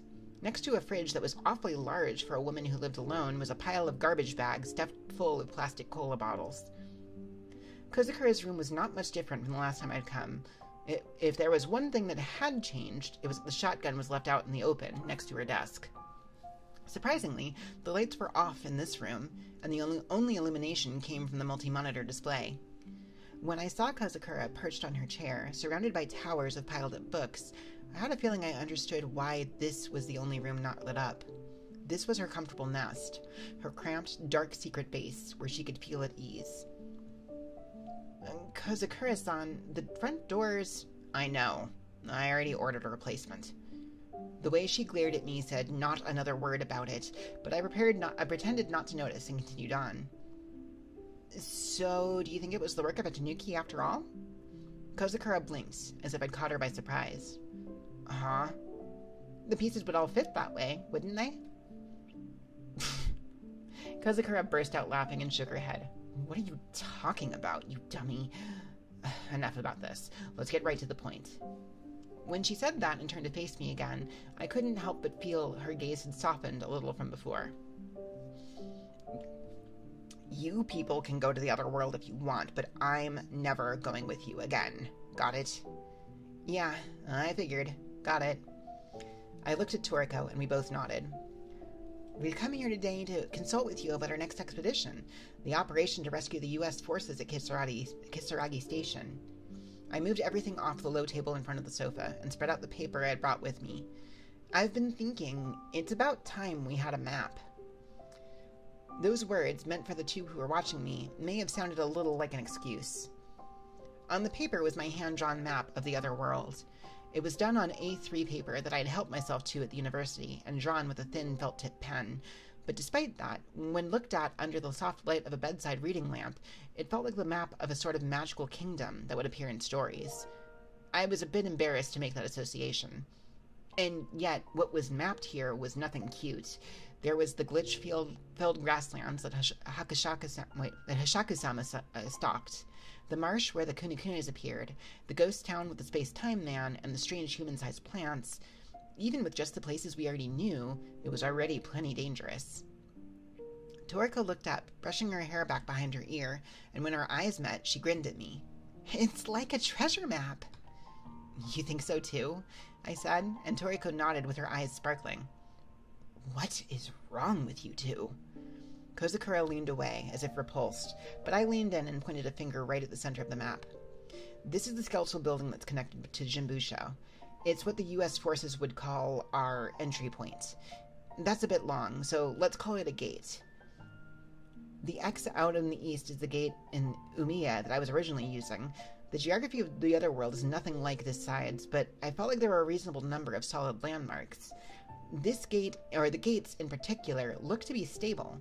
Even after I stopped being able to use the gate in Umiya, there were still traces of it in the other world. The one in Umiya is no longer functional, right? Toriko asked. Yep, hence the X. You two have been to the other world more than I have, and I think you know more about it than I do, so if you can add any information you have, I was thinking that'd be good. How about it? There was no response, so I looked up. They were both staring down at the map, their faces full of emotion for some reason. Toriko? Oh, sorry. I was just thinking. Satsuki made a map like this too. Always drawing in her notebook. Yeah, even though I told her she should draw it on larger sheets of paper.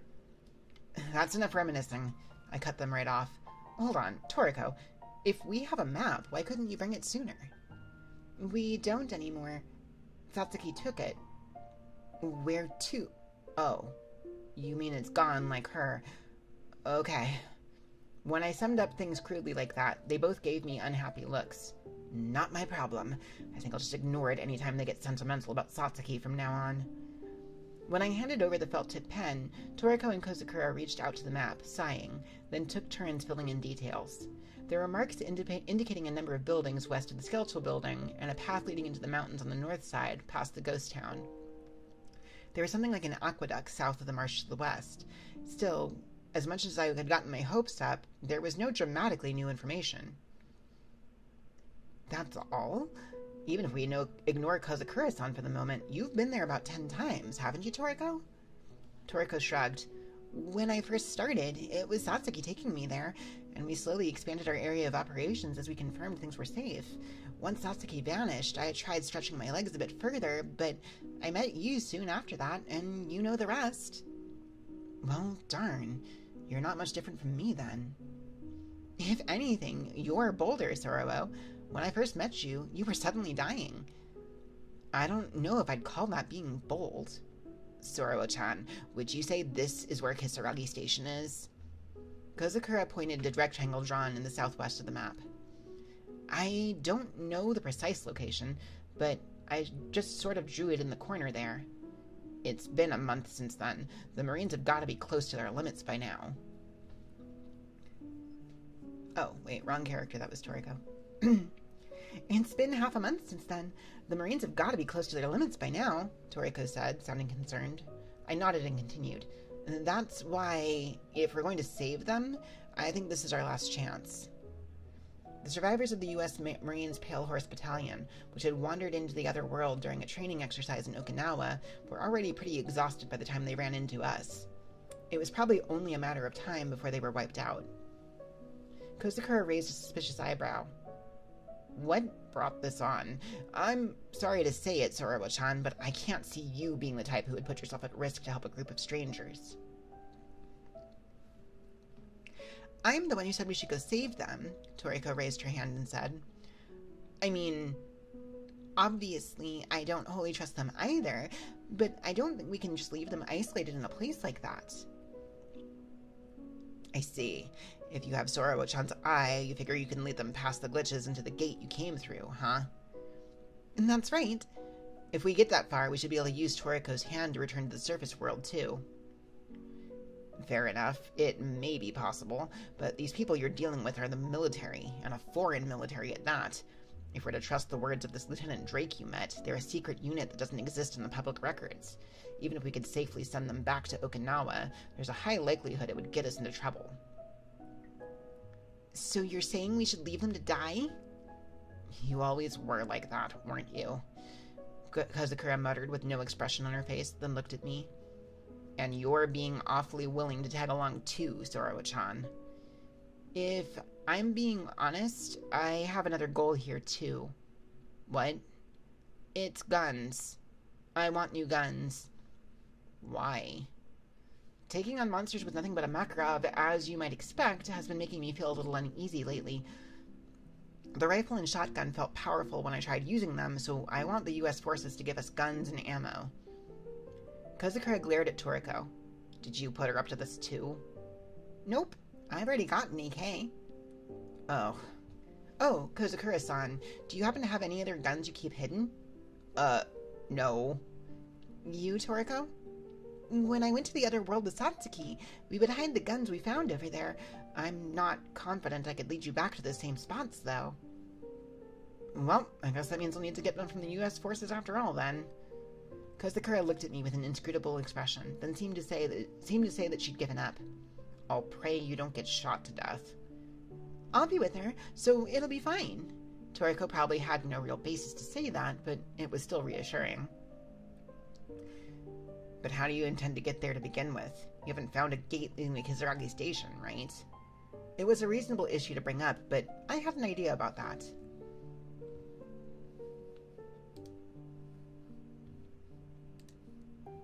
Chapter 3.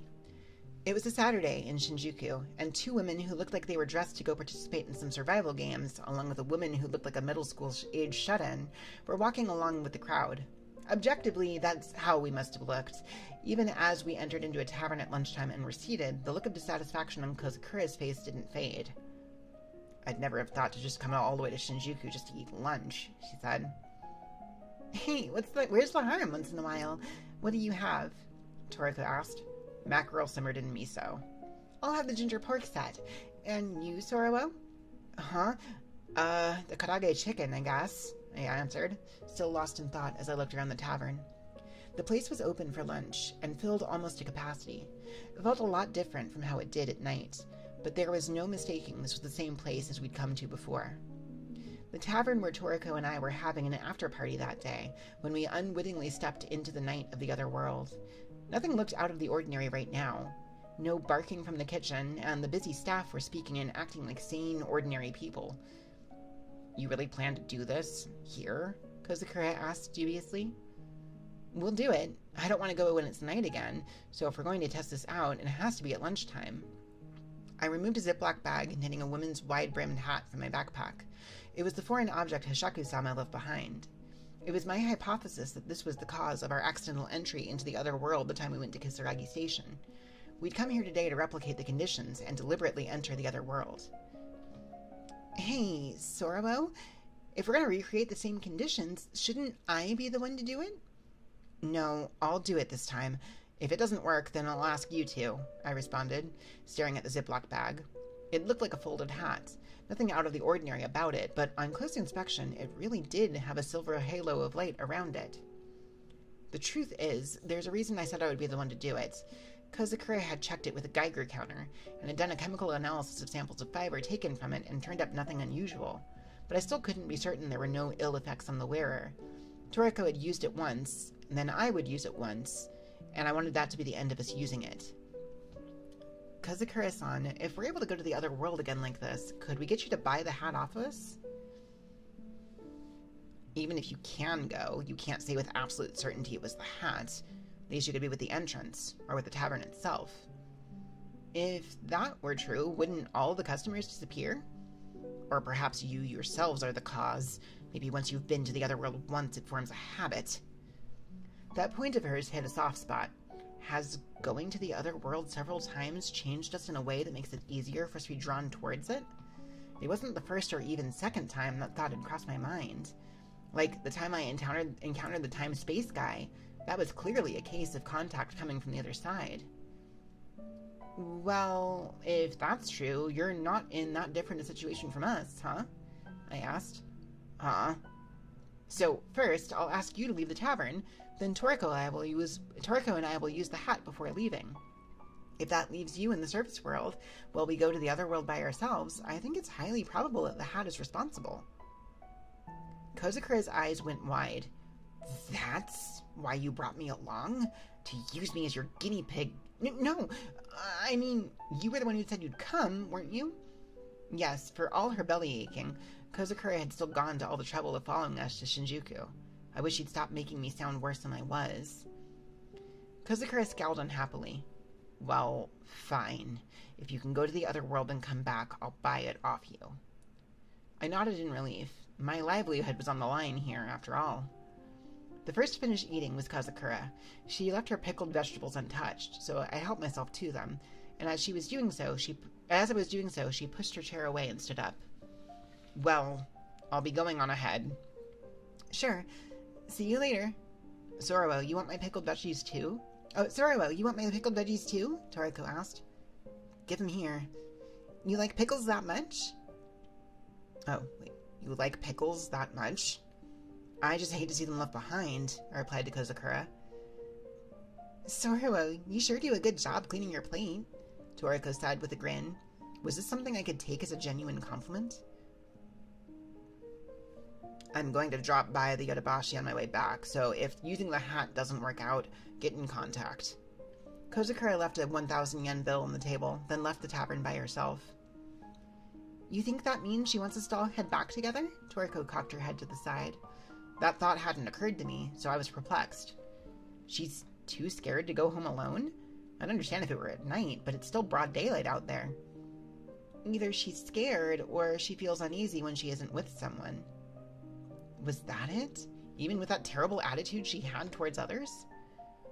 Well, how about we get going then, too? Toriko, you good to go?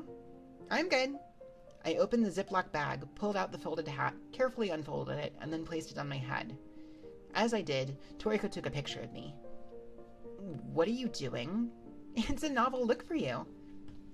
Does it suit me? Toriko hesitated to answer, so I took the hint and took off the hat. You know what? Forget it. Don't say anything. No, that's not it. It actually does suit you. Yeah. As she groaned, struggling to say something, I took a peek at Toriko's smartphone screen. In a way, the hat did look good on me. The combination of a large, white, wide-brimmed hat, which might have suited a well-off girl visiting a summer resort on a windy plateau, with my clothes, a long-sleeved khaki shirt with a black undershirt, left an impression similar to that of a mother out weeding the fields. Yeah, I think it's cute in its own way. You don't look entirely unlike a guide at the safari park. I told you not to say anything. I'm never putting it on again. Having pledged that in my heart, I violently folded up the hat and returned it to the Ziploc bag. You're putting it away already? You didn't wear it for very long back then either. Let's get out of here before this place gets all messed up. Oh, yeah, let's. If we were really going to recreate the circumstances for last time, maybe we should have waited until things got messed up, but I just couldn't convince myself to. If we waited indoors where there was nowhere to run as the people around us started to go crazy, it was going to drive me nuts. I rose from my seat, shouldered my heavy bag, and walked over to the register to settle the bill. When we did, I didn't feel anything especially abnormal. The streets outside were the same as ever, too. In my experience, when we transitioned to the other world, the first sign of it that manifested was a weirding of the language. I listened to conversations of people passing by, of touts calling customers in for lunchtime, and paid close attention to the text on signs as we started our leisurely walk back towards the station. Toriko, how long would you say the gap was between you putting the hat on and us noticing something was wrong last time? I put it on right after we got to the tavern, right? We were drinking for maybe 3 hours or so. If that was a factor, it's going to be a pain. Having to walk back and forth through these crowded streets for 3 whole hours is a bit much. It was the middle of summer, and we were lugging around our equipment for the expedition, which made it even worse. It's not changing, huh? Toriko said quietly. Yeah, I said, lowering my eyes to the asphalt and staring at the feet of people who passed by, my confidence gradually waning. Maybe it didn't work this time. Sorry. No, looks like that might not be it. Suddenly, there was a tenseness in Toriko's voice. When I looked up, at some point, everyone around us had vanished. Huh? I was baffled when I spotted a group of iron bars growing out of the pavement at random. They were all about 50 centimeters long. The rusted and bent rebar had strings of all colors hanging from it, and they swayed in a breeze that came from somewhere. Until just now, I'd been perceiving these things as human legs. The street had changed too. The glass doors of the shops facing onto the streets had curtains in faded colors, or red and white curtains covering them, growling voices keeping in time with the melody, as if they were singing karaoke, and then when it ended there was a monotonous clapping of hands. Sorabo, look! The signs! The sign for what had been a hamburger joint on the corner was now indecipherable. It was the linguistic obstruction phenomenon. I thought it looked awfully dark on the other side of the glass door, but the entire building had turned into a water tank. The entire floor was covered with crustaceans, like prawn the size of a person's arm, and I could see their antennae perked up and writhing about. We turned to look at one another in unison. In a small voice, Toriko asked me, "Is this the other world?" "It's probably something else. This is an interstitial space," I'd gasped. "Like the place you were talking about, the man's world?" I'm regretting that name. We walked through the changed streets. We'd moved into the other world while trying to reach the station that time, so we headed the same direction again. Toriko, did you notice the moment it had changed? Nuh-uh. I mean, that strange costume character was muttering to themselves, and they were kind of filthy and smelled bad. I didn't like it, so my attention was focused on them. When we got further away and I looked in front of me again, everything had changed. There was a costumed character? There was. I'd never seen one that weird. It looked like it'd been drowned in a swamp. I may have been looking down at the ground, but you'd think I'd still have noticed if someone went by in a costume like that. Still, there was no way to check now. Unlike going through the elevator or a door, this method takes some time. This interstitial space is unpleasant, so I'd like to get through it quickly. But when we use the elevator in Jimbusho, we see floors that shouldn't exist, right? Wouldn't you say that's the same? Oh, that's right. When I remembered the first time Toriko took me for a ride on that elevator... Excuse me. When I remembered the first time Toriko took me for a ride on that elevator, it made sense to me. The dark floor might have been part of the interstitial space. Though there may be a difference in how long it takes, the fact of the matter may be that we always pass through this space. You're smart, Toriko. Really? You're embarrassing me. Toriko smiled, not minding the compliment. In which case, maybe we should find the gate with the shortest transfer time. I hope there's one around here. I never want to put that hat on again. Want to go looking? That might be good. Maybe we can spot one with my eye. Whoa. Before I noticed it, the area around us had changed once again. What I had thought were buildings were now gray rocks. The ground was an unpaved road, thick with grass. From there, the changes came quickly. The 2 ruts at our feet were gradually swallowed up by the thickening grass. By the time the road came to an end and we stopped walking, there was nothing but plains as far as the eye could see, and both of us both in front of us and behind. We'd arrived in the other world. Oh, it worked. Nice one, Zorowo. Yeah, I'm glad it did, though I'm not sure that I should be. I wasn't making excuses. Things were about to go crazy. The grass at our feet was a deep green. I thought the plains of the other world were all dried colors, so it caught me a little by surprise. Could it have been caused by the changing seasons? Setting that question aside, the first thing I did was remove the colored contact from my right eye. I looked around the area, verifying there were no threats nearby. Okay, looks like we're fine for the moment. I'll keep watch so you get prepared. Please do. Toriko set down her pack, then quickly put together the disassembled AK-101 she'd been carrying in it. Tying her hair up in the back, she put on a cap, switched to tactical leather gloves, and lifted her pack again. Okay, you're next, Zorowo. Toriko picked up the AK and stood, taking my position as watcher. I pulled my equipment from my backpack and put it on. The Makarov went in its leg holster, like always. I'm ready. Let's go. I stood up and immediately started to move. I felt like a trained soldier, and that got me excited, but if I was still thinking that way, it just showed how inexperienced I still was. I was simply afraid of being attacked by monsters again, like before. There was a rising slope to the east, and I had it pegged as being where the tracks were. We quickly cut across the grass that swayed in the wind, avoiding glitches as we went. This time, I'd introduced a pouch of nails to my equipment. Originally, I wanted a tool bag, like carpenters or construction workers wore around their waist with a handful of bolts inside. Even with my right eye, glitches could be hard to see in the daylight, so I had brought them to be able to throw and check as a form of insurance. I tried imitating the way Abarato, the man we had met the time we had encountered Hajaku-sama, did it, but it was a bit too heavy for me, and it made it hard to walk. When I was in a hurry, I would focus my eyes rather than throw, so maybe the whole idea was a failure. If anything, I might have been better off trying to improve my daytime vision. I led Toriko up the embankment, and when we reached the tracks, we took a breather. Now that our vantage point was higher, I took another look around the area. The plains spread out to the east and west. Perhaps because it was daytime, I didn't spot any monsters like before. Far to the east, I could see a number of large, roundish things moving together, but whether they were living creatures or something else was beyond my ability to discern from here. Looking to the north, the tracks disappeared into the trees. They continued due south for some distance, then gently curved to the west. I thought Kisaragi Station was most likely in that direction. Looks fine. Let's go. Having said that, I looked back to Toriko and was shocked to find her staring at my face from a distance of almost 30 centimeters away.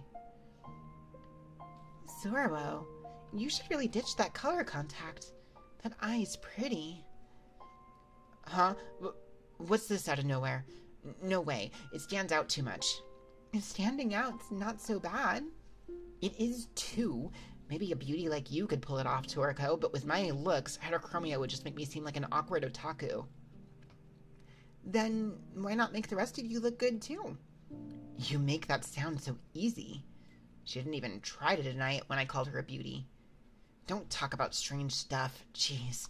Let's just go, okay? Oops, almost forgot. One thing before that. I set down my backpack, then pulled out a white towel.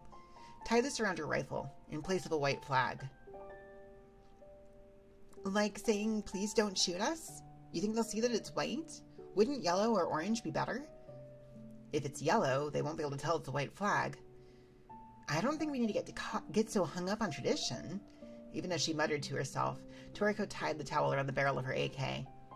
Well, I don't think they'll just up and shoot us, but just to be safe.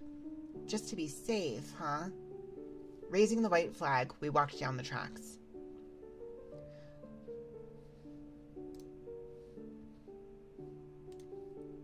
Chapter 4.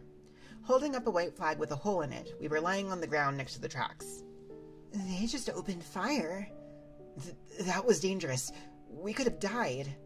The sun-baked gravel was hot, but I had no desire to raise my face up from it. My head hadn't caught up with everything that had happened a moment ago. We were ambling down the tracks when, whoosh, I heard something tear through the air, and the towel fluttered. Huh? I thought, and then instantly the long echo of gunfire reached my ears. When Toriko threw herself to the ground, pulling me with her, I finally realized they had shot it. The moment I finally tried to look ahead of us again, another bullet sailed over my head, putting another hole in the towel. Isn't this a bit harsh? We came to save these guys. I'll bet they have their doubts whether we're even human. Toriko rolled onto her back and raised the white flag so it flapped with the blue sky behind it. If they meant to kill us, I think we'd both be dead. They fired twice and hit the towel both times. They're good. So it's safe to stand? I'm not that confident. Mind if I try a little something? Go for it. Go for it. Toriko lowered the AK, put her finger on the trigger, so I plugged my ears. She fired 1, 2, 3 times. Then she left a short pause before firing 3 more shots. This time there was a longer interval between each shot. Then she fired 3 more shots with short intervals. The echoes of gunfire faded into the plains. SOS? It's the only Morse code I know. I should have gotten Mama to teach me properly, Toriko said, sounding embarrassed. We're not really asking to be saved, but it should at least show them we can talk. Hopefully. Toriko raised the AK again. The broken white flag fluttered in the wind. This time, no bullets came flying. We looked at each other, then finally stood up. We returned to the tracks and started walking again. Toriko was holding up the AK, so I put my hands up too. It was exhausting, and I was starting to regret putting my hands up without being ordered to, but then the tracks came to an end in front of us. When we got closer, a large section had been carved out of the embankment, rails included. Looking down into the broken part, amid twisted rails and wooden slats, there was a single train lying on its side, burned pitch black. When I looked up, on the opposite side of the break in the embankment, there were a number of Marines, and they had their guns pointed at us. I recognized the face in the center. It was the curly-haired young man with the distinctive melancholy eyes, Lieutenant Will Drake. He looked even more exhausted than last time, and wore an expression of utter disbelief. Oh, hey there.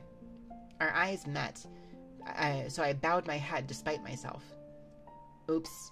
I had to ask myself, couldn't you have made a cooler entrance? This was like the sort of lazy greeting you might give when you run into your neighbor in an apartment building. You're the same girls? From back then? Sorry for the wait. We're here to rescue you, Toriko said on my behalf.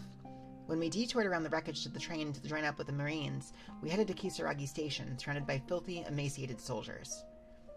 So you survived. I thought you two had been hit by the train. It was a close one, yeah. What happened to you guys after that?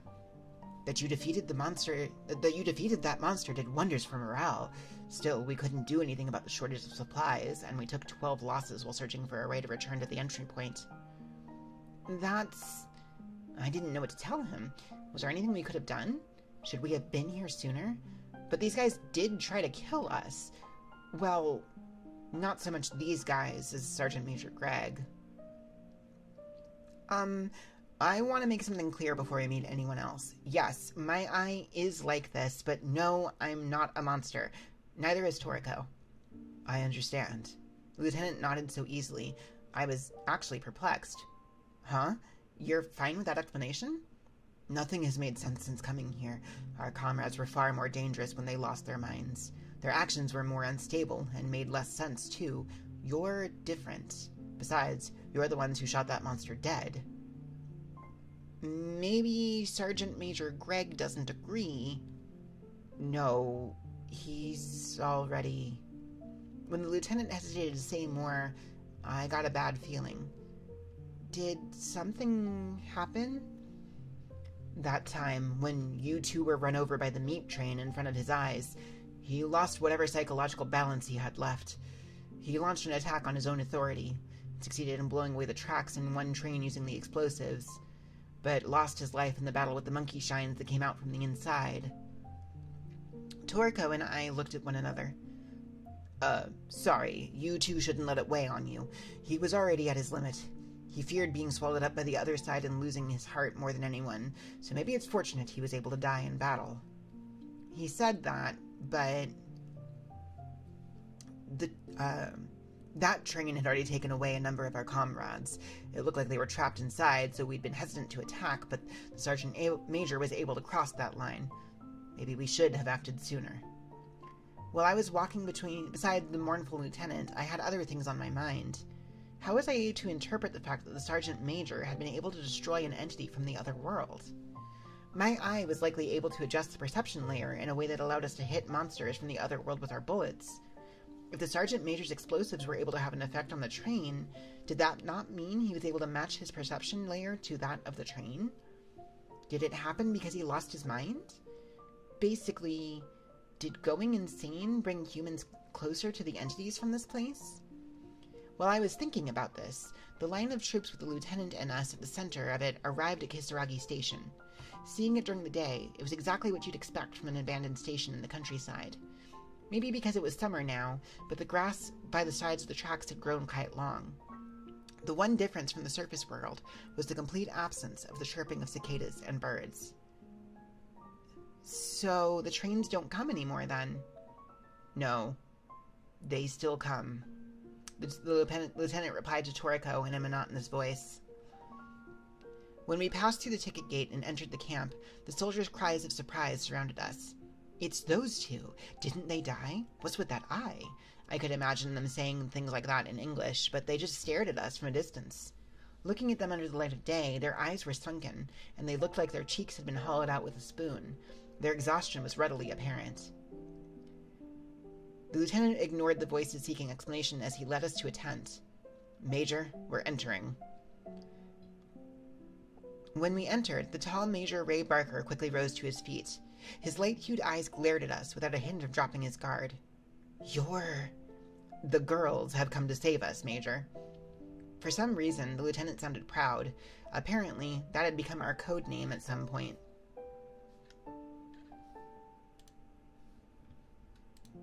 Glad you found the manga online? Reading Otherside Picnic. Ah, nice. I'm glad you found it. I hope you're enjoying it. The manga is actually a pretty good adaptation. There's definitely still a lot of like character details and like internal monologue and stuff on Sorobo's end, in particular, that you don't get in the manga. So I still really like the light novel to like flesh it out a little. But I'm glad you were able to find the manga, and I hope you're enjoying it. Chapter 5. Though this should have been obvious, the Major took the news we had come to rescue them with suspicion.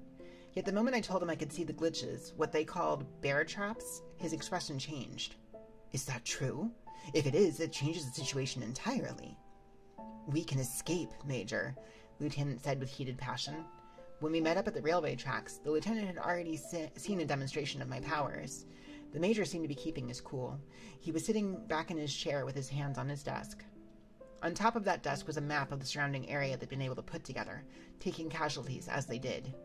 On top of a proper grid, it showed the tracks running through the plains to the station building, with defensive lines drawn in. Their theoretical entry point, the gate they wandered through while on training exercise, was estimated to be in the middle of a forest roughly 5 kilometers from here. It was only 5 kilometers, but once you factored in an invisible minefield, those 5 kilometers seemed despair-inducingly far. The Major thought in silence for a while, then suddenly looked at me and Toriko with sharp eyes. You've brought us some very good news. If it's true, you're more reliable than any cavalry team. But I have just one question. Why didn't you say that last time? Oh, yeah, about that. It was a fair question, especially from a man responsible for the lives of all his subordinates. When I hesitated to answer it, Toriko cut in bluntly.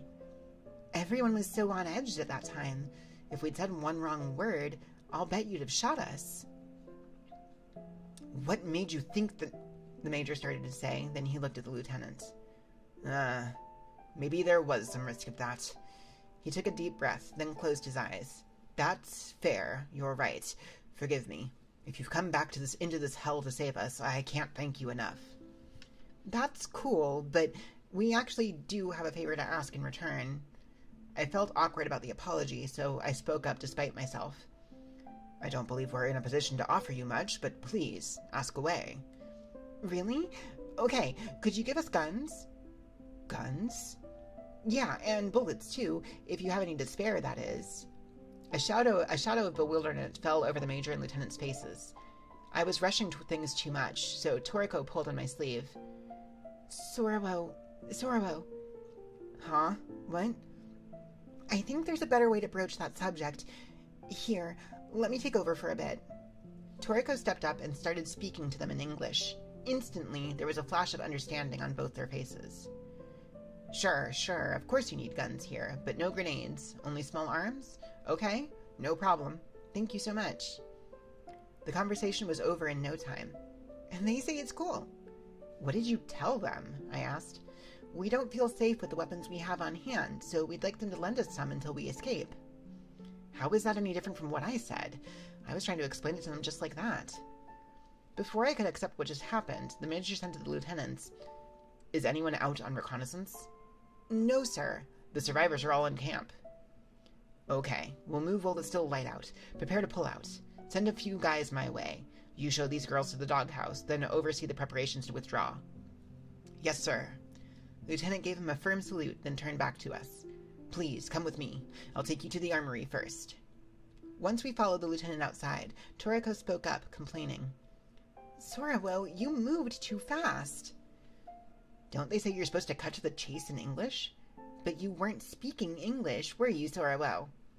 Walking shoulder to shoulder with the unamused Toriko, we followed the lieutenant. I hope we'll have something suited to someone of your build, the lieutenant said inside the tent being used as an armory. It was true that many of the guns on the racks were large, and I was at a loss for what to do with them lined up in front of me. I just need the bullets. Toriko approached the ammo shelf. Can I have this? That's a 5.56 NATO. Toriko-san, your gun is an AK, isn't it? This is an AK-101.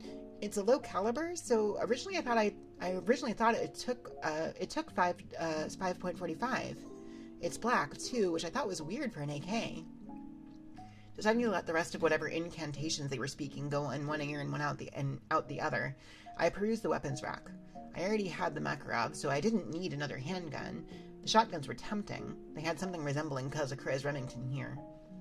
As I was staring at a rack with the sort of assault rifles you saw all the time in movies lined up on it, Toriko and the lieutenant finished their talk and came over. That's an M4. It's a gun we're all used to using. Maybe it's a bit big for me. Which one's the gun I shot with last time I was here? Could it have been the M14? The lieutenant picked up a long-barreled rifle for me. It was the one I'd fired while Toriko supported me last time I was at Kisaragi Station. Now that I was holding it again, yeah, it really was heavy. Might be a bit exhausting to carry it around. Do you have a lighter version of this? Sorry, we don't have that many kinds of sniper rifles. Sorowo, you like rifles? Toriko asked curiously. I was thinking one might be a good match for my eye.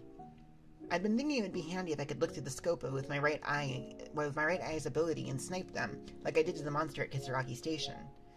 Obviously, I don't think I'm able to become a proper sniper, so the best I can hope to do is imitate one. If you are able to maintain some distance, how would this work?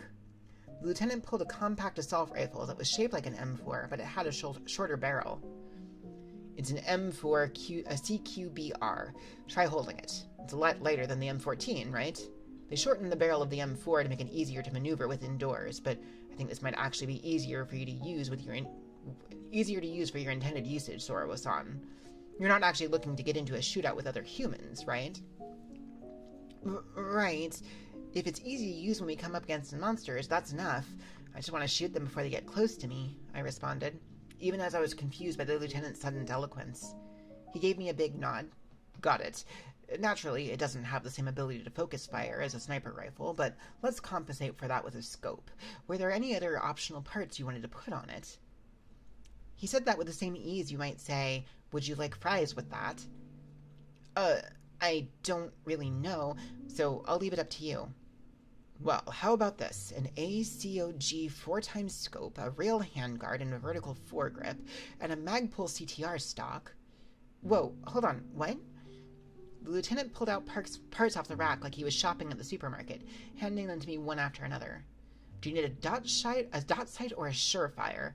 Those would make it heavier, which might be more of a hindrance. Let's not do that. You want it as light as possible, right? Oh, yes. Toriko-san, would you know how to attach all this? Well, probably, Toriko responded, surprised. Glad to hear it. Anything else you need? If we're done, then please follow me. Lieutenant left the armory and walked speedily to our destination.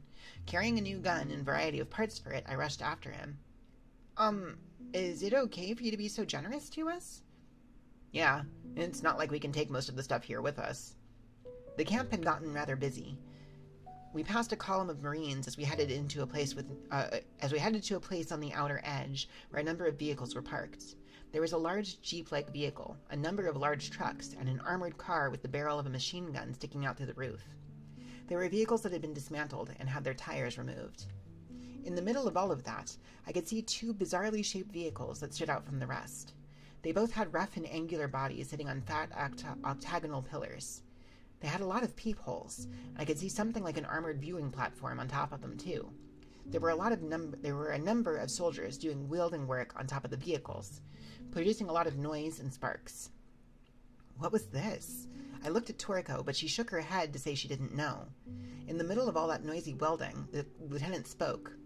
The Israeli forces have an armored personnel carrier called the Nagmachan.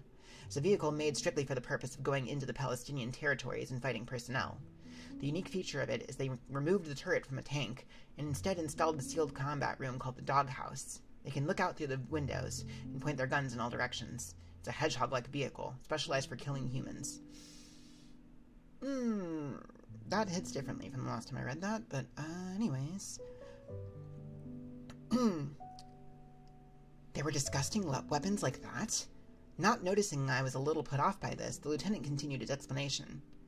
We brought an explosion-resistant vehicle called an MRAP to the other side, but threats to us here weren't explosives or terrorists with anti-tank weapons. The bear traps are like IEDs, and that they're a threat that exists on the road, but if anything, I see our situation as akin to IDF soldiers on reconnaissance or a mission, or maintaining security in the Palestinian territories. That's why we made them. Our own Nagmachan doghouse. He sounded like he was bragging about a toy. This one, with the arm in front of the body, is the Gorgon. It's based on a Buffalo minesweeping vehicle. The armored school bus behind it is based on a modified OGPK turret kit, allowing attack in all directions. We know it's all over if we step into a bear trap, but these were made to be our last hope. With you here, they can do their job. I'm really glad. They sure are amazing, huh? I just barely managed to get that much out. I didn't have a lot of practice at keeping a conversation going while a man bragged, so I had no idea how I was supposed to respond here. Wow. That one word was all Toriko said. Still made the lieutenant smile, and he looked up at the monster of armor and gun turrets with pride. Please wait here a moment. Everyone will gather around quickly. With the welding done, the soldiers came down from the top of the vehicle. The lieutenant gave some quick orders, then two stood sentry while the rest rushed off. Don't you think we could have complimented him a bit more? If he's satisfied, I'd say it's fine. Could you pass me yours, Sorobo? Which? All of them. When I turned over the gun I was holding and the optional parts for it, Toriko sat down where she was and began dismantling the gun. I sat on the Gorgon's ridiculously huge tires and began dismantling the gun. I sat down on the Gorgon's ridiculously huge tires and watched the soldiers' hasty preparations for withdrawal in a daze. I wonder what they'll do with the tents, I thought, but they showed no sign of folding them up. It looked like, as the lieutenant had said, they meant to leave almost all of their equipment behind here. Couldn't we come pick this back up for later? I was watching two soldiers put a red and black cable around the camp while thinking about how to pillage their equipment when Toriko spoke. Lieutenant, you really managed to assemble a light set of parts. It might even be lighter with these. She sounded impressed. Toriko removed her tactical gloves and skillfully went about disassembling the gun and swapping out parts. Her ghostly translucent fingers slid along the body of the gun as though she were playing an instrument. I stared despite myself. You're good at that, Toriko. Disassembling a gun is surprisingly easy once you've actually tried it. Did you learn that from your parents too? They were Canadian, right? Yeah, they are. Did I mention that? Sorry, I heard from Kazakura-san. Oh, Mama was, yeah. She was in the Canadian military. Oh, I see. I had thought her father was the soldier, so this surprised me. Now that I thought about it, when she fired the gun using Morse code, she mentioned her mom then, too. There, done. Try holding it. The gun she handed me was surprisingly light, compared to how rough it looked. The earth-colored custom part stood out against the black barrel, making it look surprisingly stylish, I guess? Oh, it really does feel light. Doesn't it, though? Use it for a while, and if it doesn't feel like it's working well enough for you, we can customize it again. I don't know if I'll be using it that much. Could you stand there for a bit? Hold the gun in both hands. I stayed standing in front of the Gorgon, while Toriko took about 10 steps back and put her fingers out in the shape of a frame, like she was taking a picture of me. Yeah, it suits you. Is that something I should be happy about? And take the compliment for what it is. Well, fine. How should I hold it? I asked. I'll teach you. Come this way. Toriko pulled my hand and led me around behind the Gorgon and Owlbear. The two sentries eyed us suspiciously. The basic thing is to put the stock against your shoulder like this and look through the scope. You can hold the handguard with your left hand, or you can hold the foregrip too. There are some people who hold it out in front like a magazine catch too, though. Like this? Is this it? While I struggled with the unfamiliar assault rifle, Toriko reached around from behind to help me adjust my stance. Don't spread your elbows so wide. Keep yourself compact. Wrapping her arms around me from behind, she pressed my elbows in and put both her hands on the gun. I could see Toriko's face beside mine, so close our cheeks might touch. Her eyes were in the distance instead of on me, but for some reason I felt even more stirred up than when we looked into each other's eyes. I dragged my attention away from her long blonde hair and tried to focus on where the muzzle was pointing. Feel like you're hiding yourself behind the gun. If you act like both of your arms are fixed to the gun, your body will move quickly with it. Her directions for me were sharp, and she was a bit different from usual. The person who taught her to use a gun, her mother, might have behaved in a way similar to this. It's longer than a handgun, so always be aware of where the muzzle is pointing. Never put your finger on the trigger when you don't intend to fire, okay? Okay. Good. Once she had gone over how to remove the magazine and explained the safety and how to select the mode of fire, Toriko and I turned around and went back to where we'd been before. When we moved in front of the Gorgon, we were met by a line of a dozen fully armed Marines looking at us. The Major and the Lieutenant were standing in front of them, and the Major had just been in the middle of speaking to his men in English. The Major looked at us, and then spread his arms wide and introduced us. I have a feeling whatever he said meant something along the lines of, "The girls have come to guide us out of the other side." The sharp glares of the Marines with sunken cheeks pierced me, and I froze solid. Maybe I should have said something like, hi, but their desperation, like they were hanging onto the edge of despair with just one finger, wasn't something I could stand to face with a silly grin. The Major nodded to the Lieutenant and took a step back. Lieutenant stepped forward and raised his voice. "Okay, guys, get in the vehicles. Move out." Hoorah! The Marines cheered, and all went into motion at once. The diesel engines of the Gorgon and Owlbear whirred to life. The soldiers piled into the other vehicles that could still move, too. Not everyone could ride. Those who were left over spread out to a fixed distance and remained alert with their guns pointed in all directions. The Major came over to Toriko and me, who were standing close together. "We'll be using all our remaining fuel reserves. You two are our last hope. Please, get us home," the Major said. I was so intimidated that I simply nodded, unable to say a word. The Lieutenant returned and waved to us. "Please, get in the lead car. We'll be counting on you to lead the way." With the Lieutenant dragging us along, we climbed on board the Gorgon. The body of the vehicle was ridiculously high. We boarded from the rear, then climbed a ladder leading up to the newly added combat room. When I went through the hatch in the ceiling, I could see a fairly wide area around the vehicle. It looked like I was looking down from the roof of a 2-story house. Right next to us, looking like a folded fork used by a giant or something, there was an arm meant for dealing with mines. Toriko came up after me, and we sat down side by side on top of the turret. The engine revved up, and the vehicle slowly began to move. The lead car was the Gorgon, with Toriko, the Lieutenant, and me aboard. The rear car, with the other 3 vehicles between us, was the Owlbear. The line of vehicles slowly advanced, leaving the camp at Kisaragi Station. It was 3:30 in the afternoon. We didn't have much time left before sunset. Thank you for the check-in, Starlight Princess. Welcome in, welcome in. Let me see here. This is the second Yuri you've ever heard of. It's quite interesting so far. Only accessory you can think of would be a Sucrose themed stickers. Ah. Language and Doghouse looks insane. This story is definitely a much slower burn than most Yuri series are. I mean, it's already fairly obvious that Toriko and Zorowo are kind of into each other, but there's not a whole lot of like actual movement on the front of their relationship until pretty decently far into the series. It is a very slow burn, but I really, really like this series a lot. Chapter 6.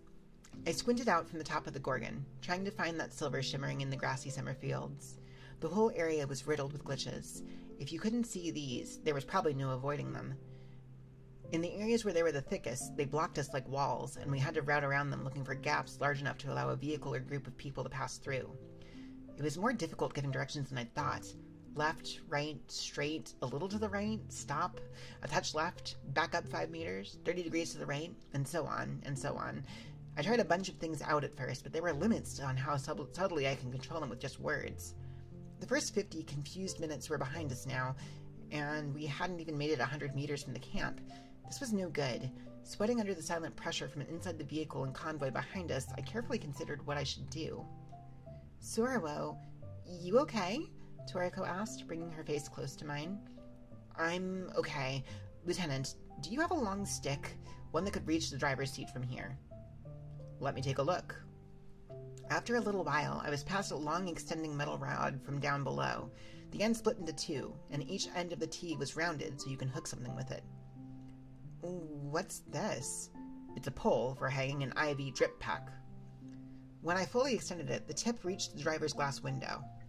Please, proceed in the direction I indicate with this. When I want you to stop, I'll tap twice. Any other time, you're going to keep going in the same speed. If I hooked it on a gap in the ordnance disposal arm, I didn't need to constantly hold the IV pole in place too. When I threw a bolt into a nearby glitch, it melted or flashed or emitted a strange sound, making the soldiers jump every time. I'd been thinking that bringing the nail bag and bolts was a waste of effort, but they were handy for making other people aware of danger. We'd been making good progress for a while when there was a bright flash behind us. I turned to see a massive explosion swelling at the former site of the camp. When the roar of the explosion and its shockwave reached us, they made my whole body shake.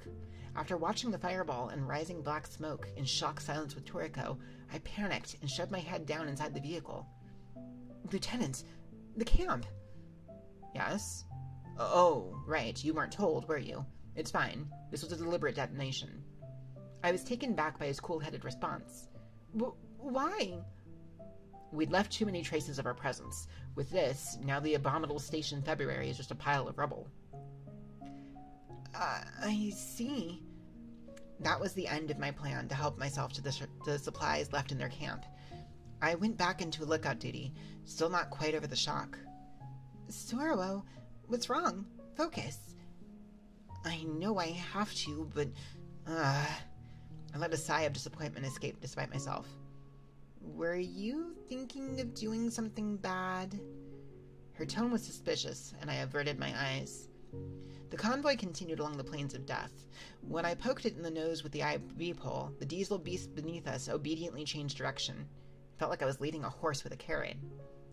Maybe a half an hour passed. The number of glitches gradually dropped, and I didn't have to make fine changes in our course anymore. Low bushes started to become noticeable in the area around us. When we crossed a hill covered in thick green moss, I could see a gloomy forest down at the bottom of the slope. Come up here, Lieutenant. When I called into the vehicle, Lieutenant climbed up the ladder and poked his head out through the hatch. Did something happen? That forest. Are you sure it's the place you all came out of? The lieutenant looked down at the map, thinking for a moment before raising his face again. Most likely. It was at night, so we didn't have a complete grasp of the situation, but judging from the distance and direction of the camp, it seems highly probable. Then we're almost there, huh? Though he nodded in response to Toriko, the lieutenant looked towards the forest with his expression still tense. Even as we were talking, the convoy continued to the valley. There were no glitches ahead of us. If we went straight like this, we would continue into the woods. As I rubbed the back of my head, which felt stiff with eye strain, there was a commotion from the rear of the convoy. The lieutenant confirmed the situation with one of his subordinates, then furrowed his brow. What's up?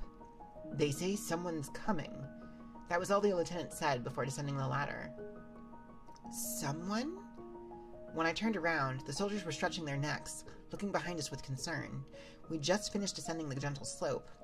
I could see someone standing on the ridge at the top of the hill. Inside the car, the lieutenant and his men had a hurried exchange in English. When they did that, I could barely understand a thing. Without using the radio, they were hearing a report from the rear cars delivered by messenger. Toriko, can you tell what they're saying? Toriko, who had her ears perked up, was mumbling to herself suspiciously. He's saying, don't leave. Take me with you? There was a survivor then. I tapped the front window with the IV pole to get them to stop, then peered through the M4 scope. It was a short scope, so it was easier to look through it if I placed the stock against my shoulder. What I saw with my right eye, magnified 4 times, was certainly human. He was dressed the same as the other Marines. A faded camo uniform, body armor, and a helmet. He carried a gun that looked like mine, and was waving his arms this way. I couldn't see his face, though it might have been the light levels here, but under his helmet was awfully dark. I focused my spirit into my right eye, and his form changed entirely. He still just barely looked like a man in camouflage, but his body was a mess, like a chunk of ground covered in dead leaves had stood up. He didn't even have arms. The cut on his shoulder was covered in something like moss. His face was covered in the same stuff, and I couldn't see his expression. Moss spilled out of his mouth. Well, as I shuddered, another fake soldier appeared on the ridge, then another, and yet another. One after another, the mossmen increased in number. There were some who only had one arm, others missing a head, yet others with deep gashes in their torsos. Lieutenant, those aren't survivors. It's the enemy. When I raised the alarm, the lieutenant shouted inside the car, Contact! Open fire! As if they heard those orders, the mossmen began rushing towards us. Fire! Open fire! The orders were quickly passed through the convoy, and the owl bear at the very rear opened fire. The gun turret spun around, and the muzzle spat fire. Next, the soldiers scattered around the convoy opened fire. When a bullet hit, the moss scattered into geometrical fractals. When a number of shots had hit, the mossmen flipped over and then fell to the ground as red and green shards scattered everywhere. Get inside, you two. It's dangerous. The lieutenant called out to us with urgency, but I shook my head. We can't. If I'm not here watching, the bullets won't hit. But, Lieutenant, don't worry. Just shoot. We'll be fine. Toriko stuck her head down into the car to shout, then closed the hatch at her feet and put her hands on my shoulders. I'll stay with you. Yeah. I gave a little nod, then stood on top of the gun turret, doing so to widen my field of vision as much as possible. Toriko was still kneeling, holding her AK at the ready. The muzzles of the guns stuck out from the combat room below, and the Gorgon opened fire too. I thought maybe I ought to shoot as well, but opted against it. It was dangerous to limit my field of vision. I was this convoy's lifeline, after all. Toriko, could you tell me if the enemy comes in from the sides? Got it. Leave it to me. There were mossmen all over the ridge to our rear. They dashed down the hill at full speed, only to be caught by my right eye in the bullets, and they were dropping like flies. It felt like the unceasing roar of gunfire was going to drive me crazy. In order to ensure none slipped through, though, I turned my head back and forth like a searchlight, desperately trying to catch enemies in my field of vision, but they kept on appearing. We were gradually being surrounded. Sorwo, isn't it bad for us to stay here? It is, yeah, we've got to move. Toriko opened the hatch and shouted down to the soldiers who were firing in the combat room. We're moving! Tell the people in the rear, too. I tapped the front of the window with the IV pole. The Gorgon let out a burst of exhaust, then began moving forward once again. While I kept an eye on the enemies closing in from the rear, I also looked for openings to check if it was safe ahead of us. I was way too busy. The Gorgon, which had picked up speed going downhill, mowed down the grass as it sped along. Toriko and I clung to the edge of the turret, trying not to be shaken off the top of the bouncing vehicle. When we got right to it, I noticed there was a metal fence that was close to 2 meters high going around the forest. It had a rusty barbed wire and a number of red cords wrapped around it. There wasn't the glow that indicated a glitch. When the Gorgon ran into it, the folded arm on the nose of the vehicle easily tore through the fence. The barbed wire that had been severed made a boing, boing sound as it bounced around very close to us. And we have a picture. That is, Sorrow and Toriko on the very top of the Gorgon, right up there, as they are making their way. If only Yuri was real.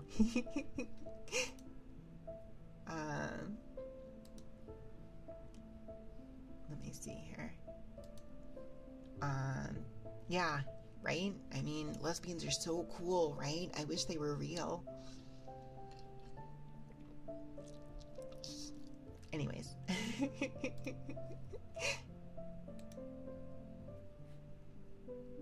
Okay. Watch your head. Toriko pulled me out of the way, right in the nick of time, as a large branch scraped across the top of the gun turret. We lost our balance and fell into the hatch. Bouncing off the thick shoulders, backs, butts, and legs of the 3 soldiers who were firing out from inside the combat room, we finally tumbled to the floor of the vehicle. Ow. Are you okay, Sorabo? Toriko stammered. Somehow.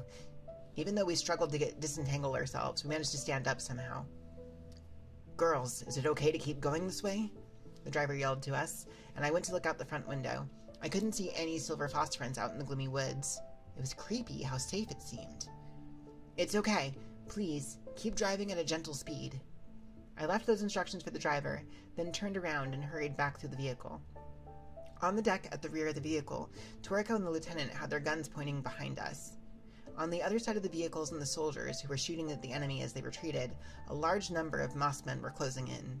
Because my line of sight had been interrupted, it looked like they were almost on top of us now. The moment I went out on deck and my field of vision opened up, Mossmen started going down in a hail of bullets left and right. Did I make it? Or did they get some of us? How many? I dispelled the questions forming in my head. Don't think. This isn't the time to be thinking about the number of victims. The lieutenant placed his gun on the railing of the deck, just firing off one shot after another. The lieutenant's gun was also an M4, but the barrel was pretty heavy, and the scope was large too. With each shot, the head of a Mossman that was pretty far away would burst, and they would flip over and collapse to the ground. He's good, Toriko whispered to herself, looking at the lieutenant. Following the Gorgon, the rest of the convoy continued into the forest. The enemy attack stopped, and on the other side of the slope, scattered with the remains of Mossmen, there were a large number of figures on the ridge, looking down at us. One shadow was especially large. It was just a silhouette, but it was humanoid, with complexly branched horns, and beside it was a long, slim, 4-legged monster that resembled a giraffe with no head. It's him! The monster that appeared before me and Toriko the first time we entered the other world at night. I'd heard that the 4-legged beast was a robot the Marines had brought in here that had stepped onto a glitch. When the lieutenant fired into the air, the head between the horns exploded beautifully. Nice, I thought, but it was short-lived. The monster's head acted as if it was a video being played backwards until it returned to its original state. The Horned Man, he's a hunter from the other side who persistently hunted us over this past month and a half. There was an anger in the lieutenant's voice that he couldn't suppress, but I was in such shock I didn't have time to worry about that. I was looking, but he didn't go down. I knew I had captured him in my right eye, too. The bullet most definitely hit, and it had an effect for a time, but after that, the Horned Man regenerated. It looked like there were guys in the other world who couldn't be neutralized just by hitting them with a bullet. He's not coming after us, huh? Toriko lowered her AK. The enemies came no closer. The convoy proceeded into the forest, and the Horned Man and the Mossmen faded out of view. I was still in shock when the driver yelled to me, "Girls, give us directions." Right. Coming back to my senses, Toriko and I rushed down from the gun turret. I put my hand on the ladder to climb down, but the soldiers in the combat room held up a hand to stop me. They turned their palms toward me, telling me not to come down. The branches are right above us, so it's dangerous, I said.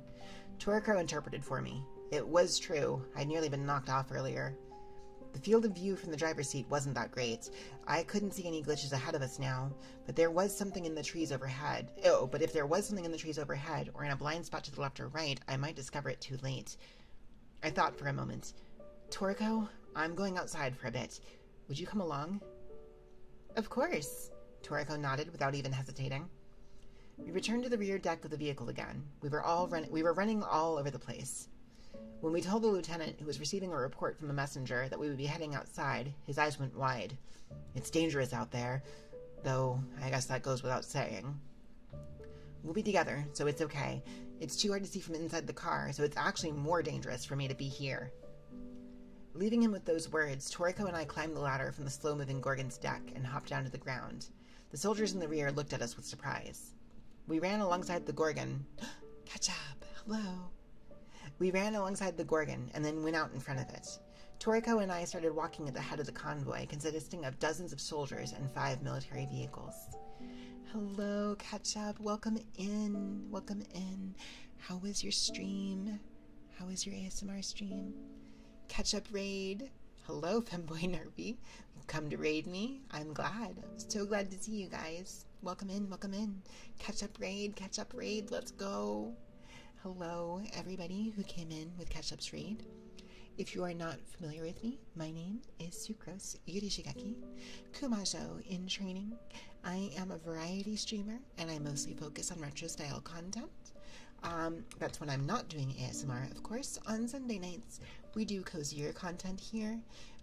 Anything from full ASMR streams with triggers and the like, to cozy gaming occasionally, and sometimes we do storytime reading, which is currently what I am doing. I am reading from a light novel called Otherside Picnic. We are currently on the 5th story arc, however you would like to call it, in that one. Stream went well. We yapped about Toys to Life games and how they died. Interesting. But yes, if you guys need to raid and run, I completely understand. Please take care of yourselves post-stream. But if you do want to hang out for some more ASMR time, you're more than welcome to be here. I'm super happy to have you. Thank you again so much for the raid, Catch Up. Redeems are active and can be used. However, please note that while I'm reading, I'll get to the redeems in between chapters. So, we do still have a bit. How close to the end of this are we? Let me see. Oh, actually not that far. Okay, cool. That's good because it's getting late. So thank you so much for the follow, Narpy. I appreciate it so much. Welcome in. Welcome in. So, Catch Up, if you have a particular trigger you'd like to ask from me, let me know, but I am going to start reading here again in just a second. Thank you for the hydrate and the posture check, by the way, Narpy. I appreciate it. Okay. Chapter 7. Cookies is a trigger word? Absolutely. Let me see here. Cookies. Cookies. Cookies, cookies, cookies, cookies. Cookies, cookies, cookies. Catch Up. What's your favorite kind of cookie? Do you have a particular kind of cookie you have a kind of connection with? Oatmeal raisin cookies. That's a good pick. Cookies, cookies, cookies. Oatmeal raisin cookies. White chocolate macadamia is also good. I like snickerdoodle and chocolate chip. Actually, there's a really good kind of cookie that I used to get when we used to have an Insomnia cookies nearby, and it was a s'mores cookie.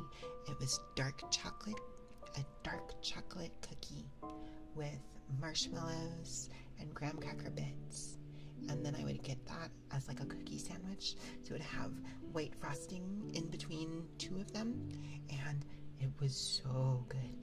Terrible for me, but really good. A nice chewy snickerdoodle can hit so hard, it's true. A nice chewy snickerdoodle. Cookie, cookie, cookie. Cookie, cookie, cookie, cookie, cookie.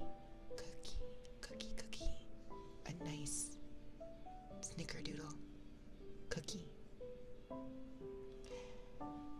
Alright. chocolate chip and Oreo cookies are your favorite, that sounds really good too. Chapter 7.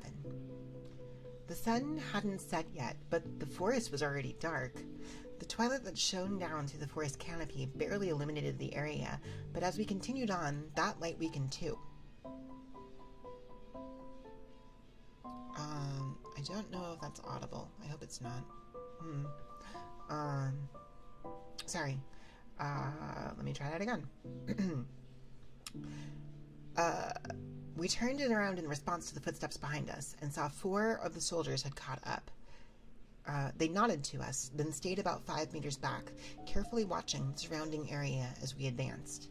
It looked like they trusted us enough that they were willing to protect us. One dug through his pouch, then tossed a small package to us. Toriko caught it. Inside the package were 2 cookies. Cookies. 2 cookies. Good night, Blazer. They were candy-coated chocolates of all colors embedded in them. Judging from the simple packaging, he was likely sharing some of his military ration with us. In return, I tried giving him some of the bite-sized salty yocon jelly that I had brought as food on the go. The soldier accepted it and flashed his white teeth at me for the first time. Toriko and I each took a cookie, bit into it, then looked at each other. The oil had seeped into the dough, and it was all sticky and sweet. Frankly, it tasted awful. When I looked at the guys behind us, the soldiers were looking at the black blob that had come out of the salty yocon package with an expression that said, "What even is this?" Toriko leaned in close and whispered, "Too bad you didn't bring some better food along." Yeah, sure. We should have made boxed lunches for them or something, huh? I intended it as a joke, but Toriko's face lit up. "I like it. Let's make them later." Huh? Are you serious? Just as I asked her that, in the headlights up ahead, I saw a rope that was starting to rot. Thank you so much. Is it James Icarus? Thank you for the follow. I intended it as a joke, but Toriko's face lit up. "I like it. Let's make them later." Huh? Are you serious? Just as I asked her that, in the headlights up ahead, I saw a rope that was starting to rot, tied to the trunks of 2 trees. When we approached, the area past there was open, with no trees growing there. Toriko pulled her own light out of her bag, then used it to illuminate the area beyond the rope. It was a hexagonal space, made by tying ropes to connect 6 thick trees. There was a box, which was about the size of an offering box at a shrine, that had been left in the middle of the space, and emitted a silver light. When I viewed it with my right eye, I could see something overlapping with where the offering box should have been. It's a glitch, or maybe a gate, I said. Toriko held up her hand to the people behind us, signaling them to stop. The convoy halted. The lieutenant disembarked from the Gorgon and rushed over, looking over our shoulders with the 4 soldiers. "Isn't this your entry point?" I asked. The lieutenant thought about it. "You could be right. It's true. I feel like I've seen this light before." He was being awfully vague. "This place is pretty distinctive. You really should remember if you've seen it before, shouldn't you?" "I should, yes, but the memory is fuzzy." The lieutenant's brow furrowed as he looked down. The sweat beaded on his forehead, then began to run down his face. "It's coming back to me. That's right. We definitely were here. We were in the mountains, and before..."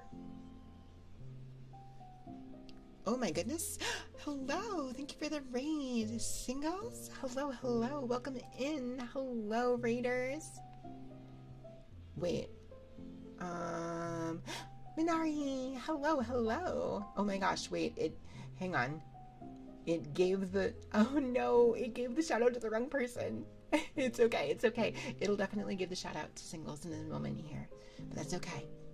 Hello, everybody who came in with the raid. Hello. Am I pronouncing that correctly? By the way, is it Singles?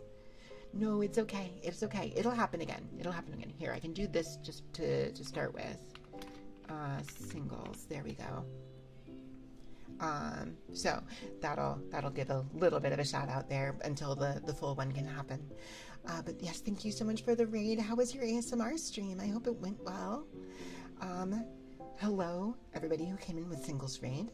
If you are not familiar with me, my name is Shukro Shigaki Kumajo in training. I am a variety streamer, and when I'm not doing ASMR, I am a variety streamer that usually focuses on retro style content. On Sunday nights, we do cozier content here, whether that's full ASMR streams with triggers and the like, or story time reading like we're doing tonight, or sometimes cozy gaming and stuff like that too. But yeah, tonight I am reading a light novel named Otherside Picnic. We are currently on the fifth file, quote unquote. Basically the fifth story. The individual stories are fairly episodic. But yeah, if you and your raiders need to raid and run, I completely understand. Please take care of yourselves post-stream if you guys need to head off to bed or need to go take a rest, anything like that. Oh my goodness. Hang on. Did we wind up with... How did the... I'm so confused by the... Okay, I'll do the manual shout out for singles again. I don't know why it's taking this long to do that. I'm so sorry. But if you, like I said, if you need to read and run, completely understand that. If you do want to hang out and listen to some story time and have a little bit more ASMR time tonight, I'll be going for a little while longer. Nightbot going crazy. It is, yes. But in any case, singles, if you, I really hope I'm pronouncing that correctly. Please correct me if I'm wrong. If you have a particular redeem you'd like to ask for, please let me know. Don't worry about don't worry about channel points or anything like that. Here is my trigger list right there. I am going to be going back to continuing to read through the story, so I'll get to any chat messages or trigger requests in between chapters when I can. I will make sure to give you a proper shout out here. Let me see if I can do it now. Hang on. I'll try to do it manually. I have to wait 26 seconds. I can yap for 26 seconds. That's fine. Let me see. I'm going to see if Nightbot just does it on its own. Let me see. It should automatically have you queued up. I don't know why it didn't go in the right order, but let me see here. It should be any second now. I'll still try to do it manually. 1 second. Okay. Let me try that now. Shout out. There it goes. Okay. Nightbot did get it. There we go. Oh my gosh, you're doing a Call of Duty stream. I see. Well, I hope it went well. I hope your gaming was nice. And I think I assumed it was an ASMR stream. Oh, that's why I think that's why I assumed that, because I saw Minari's shout out and it said ASMR. But well, in that case, I hope I can give you the means to kind of wind down your night. Then, like I said, I'll get to any trigger requests or chats in between chapters here.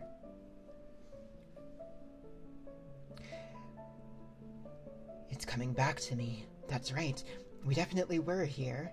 We were in the mountains, then before we knew it, we were here. Then the lieutenant suddenly looked up. His eyes had gone wide. We saw something terrifying. I was shocked to realize that the other 4 soldiers were all making the same expression. It was a hollow, frightened expression, like they were re-experiencing a terror hidden deep in their memories. They stood there in a daze, like young children who had awoken from a nightmare. Toriko and I looked at one another. This fear was abnormal. Stay here. We'll take a look, I said, and the lieutenant slowly nodded. Lifting up the rope, Toriko and I entered the open space together. There was a scrunching sound beneath me, and I looked down. I was stepping on some paper. It was cut in a zigzag shape, like the sort of paper hung from the shimenawa enclosing ropes at shrines. What was that called again? Shide, right. Then, was that old rope a shimenawa? I approached the box in the center. The box was wooden, with metal bits reinforcing the corners. They were rusted, as if they'd been exposed to the wind and rain for a long time. There was mesh on top of the box, but a board beneath it, so I couldn't actually see inside. The side of the box bore a number of symbols drawn in chalk, which looked like family seals. I moved around to the backside, and the board there had been removed, allowing me to see inside. There were 4 thin pots lying on their side, and traces of some liquid having been spilled over the surface. There was something super small, in the shape of a stick, lying there. In the middle of a fully dried stain, there were 3 V-shaped spaces that were clean. Could this be? What? Oh my god, Kaya! Hello, welcome in, Raiders. Oh my gosh. Lunar Orb inbound. Hello, Kaya. How was your stream? Welcome in, Raiders. Welcome in. Lunar Orb inbound. So it is. Thank you so much for the raid. What is a trigger request? What is going on? Oh my god, Rabo90. Wow. Oh my gosh. Hello, Rabo Raid. Hello, everybody who just came in. Oh my gosh. Wow. Hi, Kaya. Oh my gosh. Welcome in, everybody. Welcome in. Welcome in. Thank you for the follow, AJ. I appreciate it. Okay. Wow. Hello, everybody who came in with both Kaya and Rabo's raids. If you are not familiar with me, my name is Sucrose Yurishigaki. Kumajo in training. I am a variety streamer. When I am not doing ASMR content, I'm mostly focused on retro style games, JRPGs, platformers, Metroidvanias, stuff like that. But on Sunday nights, I do cozier content here, whether that's full ASMR streams with triggers and the like, or cozy gaming, or something like tonight, where I am reading stories. Right now I am reading a light novel called Otherside Picnic. The general gist of the series is that it is about 2 college-age girls who discover like portals into another world where it's mostly devoid of humans. It's kind of like post-apocalyptic looking over there. And for lack of a better way to put it, they find like, they run into like SCP style monsters over there and start hunting them basically to bring back artifacts to like the real world to sell. In this particular part of the story, they're actually helping a military unit who got stuck in the other world escape. So that's where we're currently at. So if you guys need to raid and run on all ends, Rabo, Kaya, and all of the raiders, if you guys need to head out from here, that's totally fine. Completely understand. Please take care of yourselves post-stream. But if you do want to hang out for a little bit longer and listen to some storytelling or some kind of soft-spoken stuff, please feel free to hang out. You're more than welcome to be here, and I'm super happy to have you. It's been a year. Oh no. I'm sorry to hear that, Kaya, I think. Kaya and Rabo, both of you, if you guys have particular triggers you would like to request, let me know. I'll go ahead and pull that trigger list up here again. I will be getting to triggers in between chapters when I can. So, but if the 2 of you have any particular requests you'd like to make, please just let me know. Don't worry about channel points or anything like that. Yes. Thank you again, both of you, so much for the raid. I am so very, very grateful. I really do appreciate it. Welcome in, everybody. Okay, where was I? Okay, I'm going to start back from here. I approached the box in the center. The box was wooden, with metal bits reinforcing the corners. They were rusted, as if they'd been exposed to the wind and the rain for a long time. There was mesh on the top of the box, but a board beneath it, so I couldn't actually see inside. The side of the box bore a number of symbols drawn in chalk, which looked like family seals. I moved around to the backside, and the board there had been removed, allowing me to see inside. There were 4 thin pots lying on their side, and traces of some liquid having been spilled over the surface. Appreciate the offer. She'll have to bid. Absolutely. Absolutely, yes. I owe you a redeem. There were traces of some liquid having been spilled over the surface. There was something super small, in the shape of a stick, lying there. The middle of the fully dried stain, there were 3 V-shaped spaces that were clean. Could this be? Just as a name came to me from my knowledge of net lore, Toriko tapped me on the shoulder silently. I turned around, and a hoarse squeak escaped my throat. At the root of one of the trees surrounding the plaza, I saw a face. It was a woman's face. Her mouth was open wide from side to side, her top and bottom teeth bared. Toriko's flashlight shone directly on her, but the eyes that stared back at me did not blink. This must have been how the birds felt when they looked at one of those eyeball patterns meant to keep them away. In the middle of the 2 eyes, which were open unnaturally wide, 2 round, pitch-black pupils were staring in our direction. That expression, which displayed nothing but malice, was terrifying. I heard gasps from the lieutenant and the soldiers, too. They'd followed our gaze and seen her. "It's her," the lieutenant said with a moan.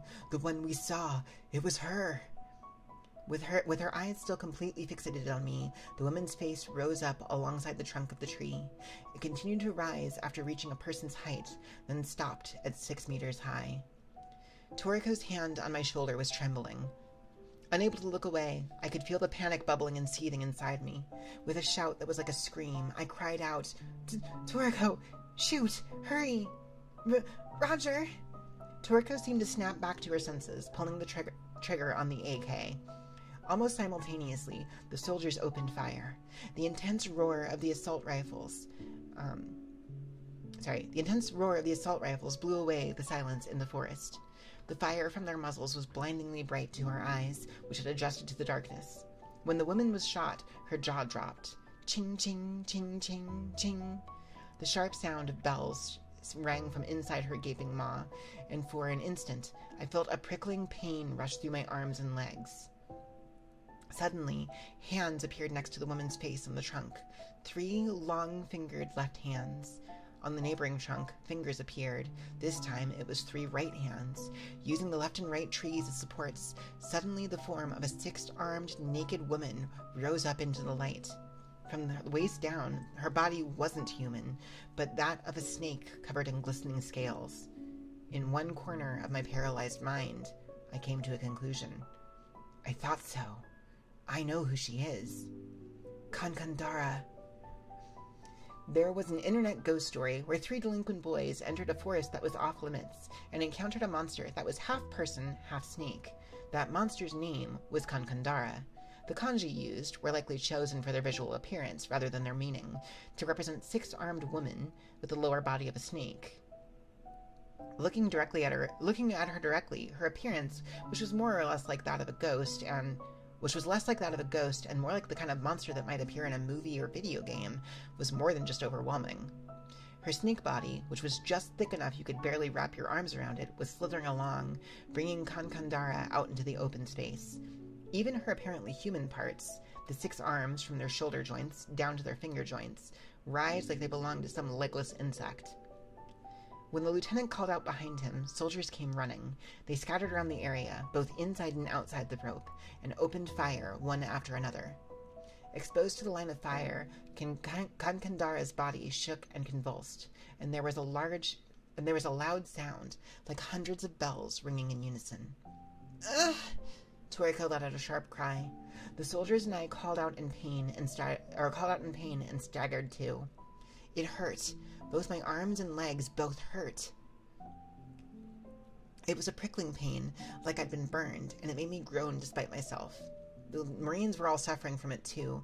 There were soldiers who fell down, like their limbs had gone rigid and thrashed around on the ground, and the pain I felt was getting stronger. Not good. As I resisted the terror and pain, I focused my consciousness into my right eye. The Kankandara's body faded, and I started to see another pattern. That terrifying face was gone, and even the 6 distinct arms vanished. What was there instead were 6 pieces of square timber moving together. I called them square timber, but they didn't look like they were actually made of wood.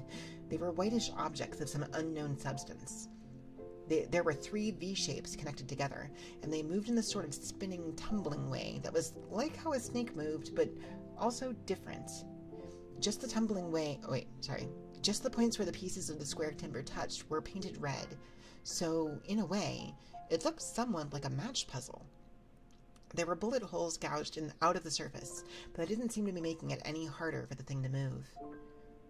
Toriko, head to the back, I said, gritting my teeth against the pain which grew stronger with the sound of the bells. A big gun. Get us something big. This isn't working. Got it. I'll be right back. Toriko slapped me on the back, then ran away on shaky legs. Her footsteps faded into the distance. In my blurring vision, the white square timber and that damn scary woman's face appeared as a double image. As I stared back into her eyes, unable to flee, I was suddenly struck with an uncertainty about something. Why is she staring at me? She's been glaring at me the whole time, like we're having a staring contest or something, even though there are lots of other people. No. Could it be? Is she trying to intimidate me? To make me look away? Her attacks won't be able to hit her if I can't recognize her, so to stop my right eye's power from working, she's staring me down with a super scary face? The moment I thought that, I was so indignant I surprised myself. You're taking me lightly. What are you, some delinquent from out in the boonies? Don't think you can scare me into looking away. I'll kill you instead. I'll murder you with this eye. Not that I'll be doing the dirty work myself, though. You would think that after staring this long, I would have gotten used to it a little bit, but for some reason, I wasn't able to adjust the terror of her face at all. Still, as I kept stubbornly looking, my vision gradually started flickering, and my head started to hurt too. Kankandara's face warped and twisted, and it was hard to grasp how far away she was. It felt like she was getting further and further away. Wait, don't run. Stay right there. Toriko's bringing a big gun now. One shot from that, and you're toast. That was when there was a horn sound, and it was loud enough to blow away the ringing of the bells. The pain withdrew for an instant, and my fading consciousness returned. At some point, one of my knees had touched the ground, and I had been hanging my head. As my head snapped up, with the roar of the engines and the brilliant flash of its headlights, the Gorgon burst into the open space. The previously folded arm was raised high and pointed forward. The end of it carried a 9-bladed plow for ordnance disposal. The horn blared once more, and the soldiers scrambled out of the way. Spewing black exhaust, like the snorting of an enraged bull, the Gorgon charged. Its massive body, over 8 meters high, charged across the open space at an incredible speed. It grazed the offering box in the center, and before my eyes, the bizarrely modified MRAP collided with the Kankandara. The 9 plates in the front arm cut deep into the white timber. That didn't kill its momentum, as it kept pushing Kankandara, slamming her into one of the thick trees that made up the rim of the open space. The sounds of bells as Kankandara thrashed around were wiped out by the roar of the engine and the blaring of the horn. The arm dug in deeper, and the sound of bells rose like a death wail, and then... snap! There was an incredible noise as the white timber was broken. Kankandara's whole body stretched out into a thin line. Then suddenly, as if her batteries had died, she ceased to move. The sound of the engines slowly softened, then stopped. The headlights faded out too. The open space was suddenly dark and quiet, and the soldiers who had been in agony now rose, groaning, to their feet. "Sorrow, are you okay?" Toriko rushed in from outside the open space, and because I had slumped to the ground, she helped me to my feet. The driver and soldiers got out of the Gorgon. As they looked down at Kankandara's corpse, the remains of that thing, they spoke excitedly amongst themselves in English. "Unbelievable. What a huge snake bitch. Holy shit." I had to agree with them on the unbelievable part, at least. Taking Toriko's arm and pulling myself up, I shook my head in disbelief. "I know I told you to get something big. It was the biggest one we had." There was an undisguised sense of pride in Toriko's voice as she responded. The lieutenant rushed over and turned a light on us. "Oh, are you okay?" "We're fine. We pulled it off, huh?" I tried to give what I thought was a relieved smile, but when they saw me in the light, Lieutenant and Toriko both reeled back in shock. "Huh? Is something..." Before I could finish, Toriko reached out with both hands, sandwiching my face between them, and rubbed my face in all directions. No. Finally managing to shake Toriko off, I shouted at her. Stop it! What are you doing? I was mad, but Toriko looked relieved. You should have seen the look on your face, Sorabo. It was just like that woman's. Seriously? While I was rubbing my face in shock, the other soldiers and vehicles entered the open space. The Major got out of the owlbear and joined us. The Lieutenant looked around the space, seemingly mystified. This is definitely it. The first place we came out of in the Otherside. I wonder why we ever forgot. I've heard that when people go through an incredibly traumatic experience, it can sometimes cause memory loss. Perhaps you all saw that monster in the beginning and scattered in terror. What I was saying sounded perfectly reasonable, but all my knowledge of human psychology came from gathering true ghost stories. The Lieutenant and Major, who didn't know that, nodded repeatedly. We took a lot of casualties because of that, the Lieutenant said, sounding frustrated. We'd better get you boys home before anything scarier than this happens. I walked to the center of the open space and stopped in front of the offering box. I pointed at the silver shimmering around the outside of the box and spoke to Toriko. Could you grab here? Toriko removed her glove, then thrust her translucent fingers through the shimmer. Here? Around there. Now, keep holding it as you walk.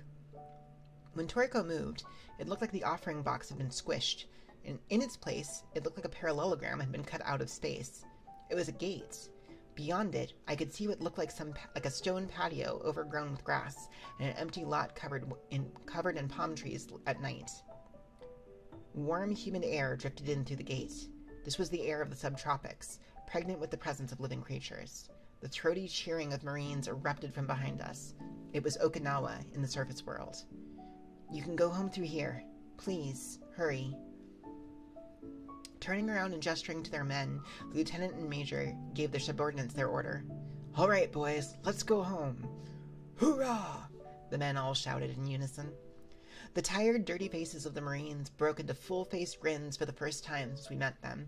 They gave the thumbs up to me and Toriko, who were standing next to the gate, then, seeking high fives and fist bumps as they passed by, they vanished into the surface world one after another. I think I heard a lifetime supplies of thank yous. Oh, and the girls, too.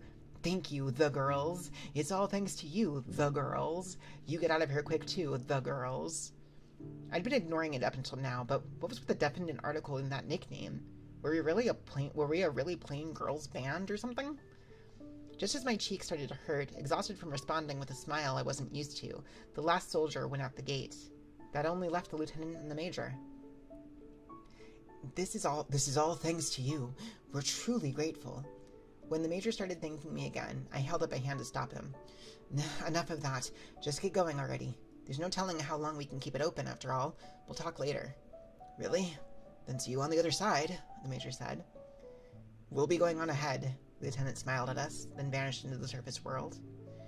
As the Major was about to go through the gate last, I stopped him and asked a question I had tried to avoid until now. Can I ask just one thing? On the way to the camp, from the camp to here, how many casualties were there? The Major turned back and looked at me, solemnly opening his mouth. 0. Your rescue operation was a perfect success. It's awe-inspiring. I was struck with such relief, I felt like all the strength had been drained out of my body. The Major smiled, took a step forward, and reached out a hand to us through the gate. You're the only ones left. Come on. Sorry. This is as far as we go, I said. Come again? That's enough, Toriko. When Toriko released the space she had been holding, the gate closed, and the Major's bewildered face vanished. Silence returned to the forest. The silhouettes of abandoned military vehicles in the vacant lot rose up like massive boulders in the darkness. I had discussed our plan to split off from the American forces in the chaos of the escape with Toriko in advance. No matter how friendly they were, and how indebted they might feel, any further involvement would bring more trouble than anything. He said no one died. Are we awesome or what? Yeah, I'm glad, Toriko whispered in relief. Because those people have families waiting for them to come home too, you know? I really am glad. True that. Good work, Sorabo. You too, Sorabo. Wait, no, good work, Toriko. Did I say Sorabo? Whoops. True that. Good work, Toriko. You too, Sorabo. Whoa, are you okay? My legs got shaky, and then I collapsed right there. Toriko rushed to support me. That was exhausting, I said, meaning it from the bottom of my heart. was a whole lot of trouble, but somehow we got everyone home. I stumbled over the words I tried to continue with a half smile, and my vision blurred in a way I hadn't expected. Oh, that's not good, I thought, but it was already too late. The tears overflowed, running down my tense face. Whoa, hold on. I'm sorry. Seeing me go into a panic, Toriko gave me a hug. I hugged her back, or more like I clung to her. Toriko was as sweaty as I was, but she smelled so amazingly good. You were really giving it your all, huh, Sorrow? Toriko said gently, stroking my head. Stop it. If you do that, you're only going to make me cry more. I mean, you said you wanted to save all those guys, so I said through more sobs. Toriko's arms tightened around me. You listened to my selfish request. I mean, it was no big deal. I just wanted a new gun. Toriko laughed a little. Even though you didn't shoot your new gun so much as once? I shook my head with my face still pressed into her chest, continuing to make excuses for myself. The truth is, I honestly didn't care. I'd forgotten about those guys until you brought them up again. I mean, I'm a heartless girl who never thinks of anyone but herself, right? As I slowly forced those words out through my sobs, Toriko shook her head. That's not true at all. You're a real good girl, Sorrow. You're kind. As kind as Kozakura-san? When I asked that in a quiet voice, Toriko went silent for a moment. That line bothered you? She asked. My face suddenly got hot. I very quickly started to feel embarrassed about hugging her and tore myself loose. I'm sorry, I lost my composure there, and when I tried to apologize, Toriko reached out and started rubbing my face. Stop that! What are you doing? I batted her hands away, then glared at Toriko. She grinned happily. I like seeing you try your hardest. You know that, Sorrow? Why? Because when it comes to things that even I couldn't ever hope to do alone, I feel like I can do them if I'm with you. When she said that so easily, I was at a loss for words. The tears that had almost subsided felt like they were going to start pouring again. That's my line, Toriko. I tried to say it, but suddenly, something tugged at the back of my mind. Huh? I feel like I heard something like the same thing not that long ago. Narrowing my eyebrows, I asked, Is that why you always order more than you can eat, too? Because even if you can't finish it yourself, I'll do my best to help? Oh, that could be it, Toriko said, her eyes wandering. Oh, you. It all started to feel stupid, and I let out a sigh. Let's just go home already. Yeah, let's go. Where are we going back from? We didn't really think through a return trip, huh? Worst case scenario, we can use this gate here, but we'd run right into the U.S. forces, so that'd be super awkward, yeah. Well, let's look around a bit. We passed by Kankandara's remains and walked deeper into the forest. Hey, what do you want to eat at the after party? Toriko asked. Didn't we just have one of those yesterday? That was for last time. Besides, it wasn't an after party. It was a meeting for review and reflection, remember? Fine, whatever, but I don't have much money left. When we get back, I need Kazakura to buy that hat off me. We walked along, searching through the dark woods for a gate, engaging in idle banter as we went. Jumping straight to the conclusion, we got home safe.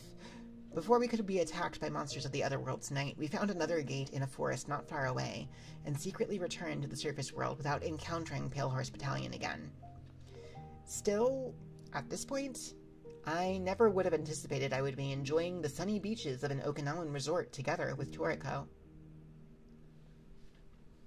And that is the end of that file.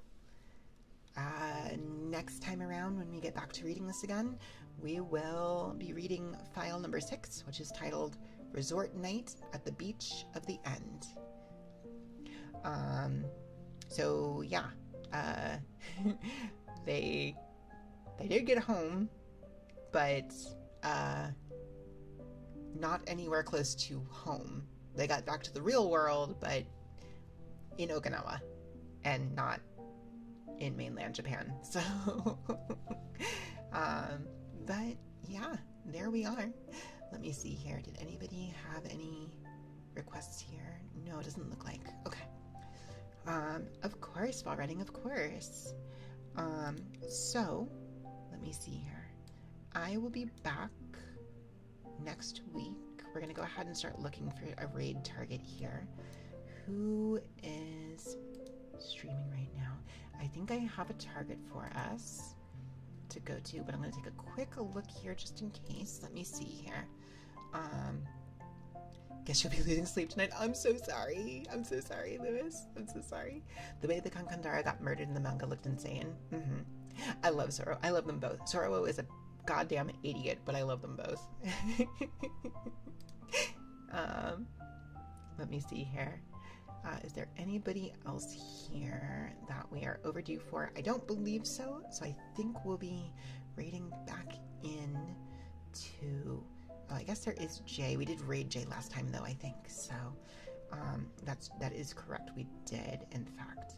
I think I'm going to send you guys over to Lunaletti. You're so excited for Spyro. Oh, yeah. Let me show that off real quick here. So where's my thing here? Let me pull up this right here. Here is our schedule for next week's streams. I'll be back on Tuesday. We're going to finish that Archipelago stream on Tuesday. Will definitely happen, 100% for sure. Hopefully. On Thursday, we'll be doing some Grand Blue, and I'm going to be starting on Spyro the Dragon. I've never actually played any of the Spyro games. It's a massive hole in my retro gaming experience. So, yeah, I'm looking forward to that. Just a heads up that we will be starting a little later on Thursday. It'll be 8 p.m. Central rather than 7. I do have other things that I have to be at early in the evening, but I will be around. So we're not skipping stream. We're just starting a little later. So, as always, the schedule will be up on the Discord. I'll also be uploading it to Blue Sky and on YouTube. So if you need to check back in on it later, you can. In any case here, let me pull this back up. I'm going to be sending you guys off to Lunaletti. I have an interesting connection with her, which is kind of neat. She's not actually a VTuber sibling of mine. However, the person who drew her profile picture that she uses is my VTuber mama. So in a way, there's kind of a neat little connection there. So in any case, let me go ahead and start up our raid here. Those of you coming with me on this raid, we do have a raid message. If you are subscribed and have access to the emotes, it is this right here. If you're not subscribed and you want to use it still, you can use that one instead right over there. Both of them should work. Thank you so much for everybody coming with me. And that first one, if you are subscribed here, let me go ahead and post it in here because it looks like that when the emotes actually do work. Nightbot just doesn't have access to those emotes. So let me go ahead here and do this real quick. Lunaletti. That is the channel on the off chance that the raid happens to leave you guys behind. But until then, until next week, I hope you guys have a great rest of your night and a great start to your week. And I will see you next time. Have a good night, chat. Sleep well. Hang tight for that raid. Good night.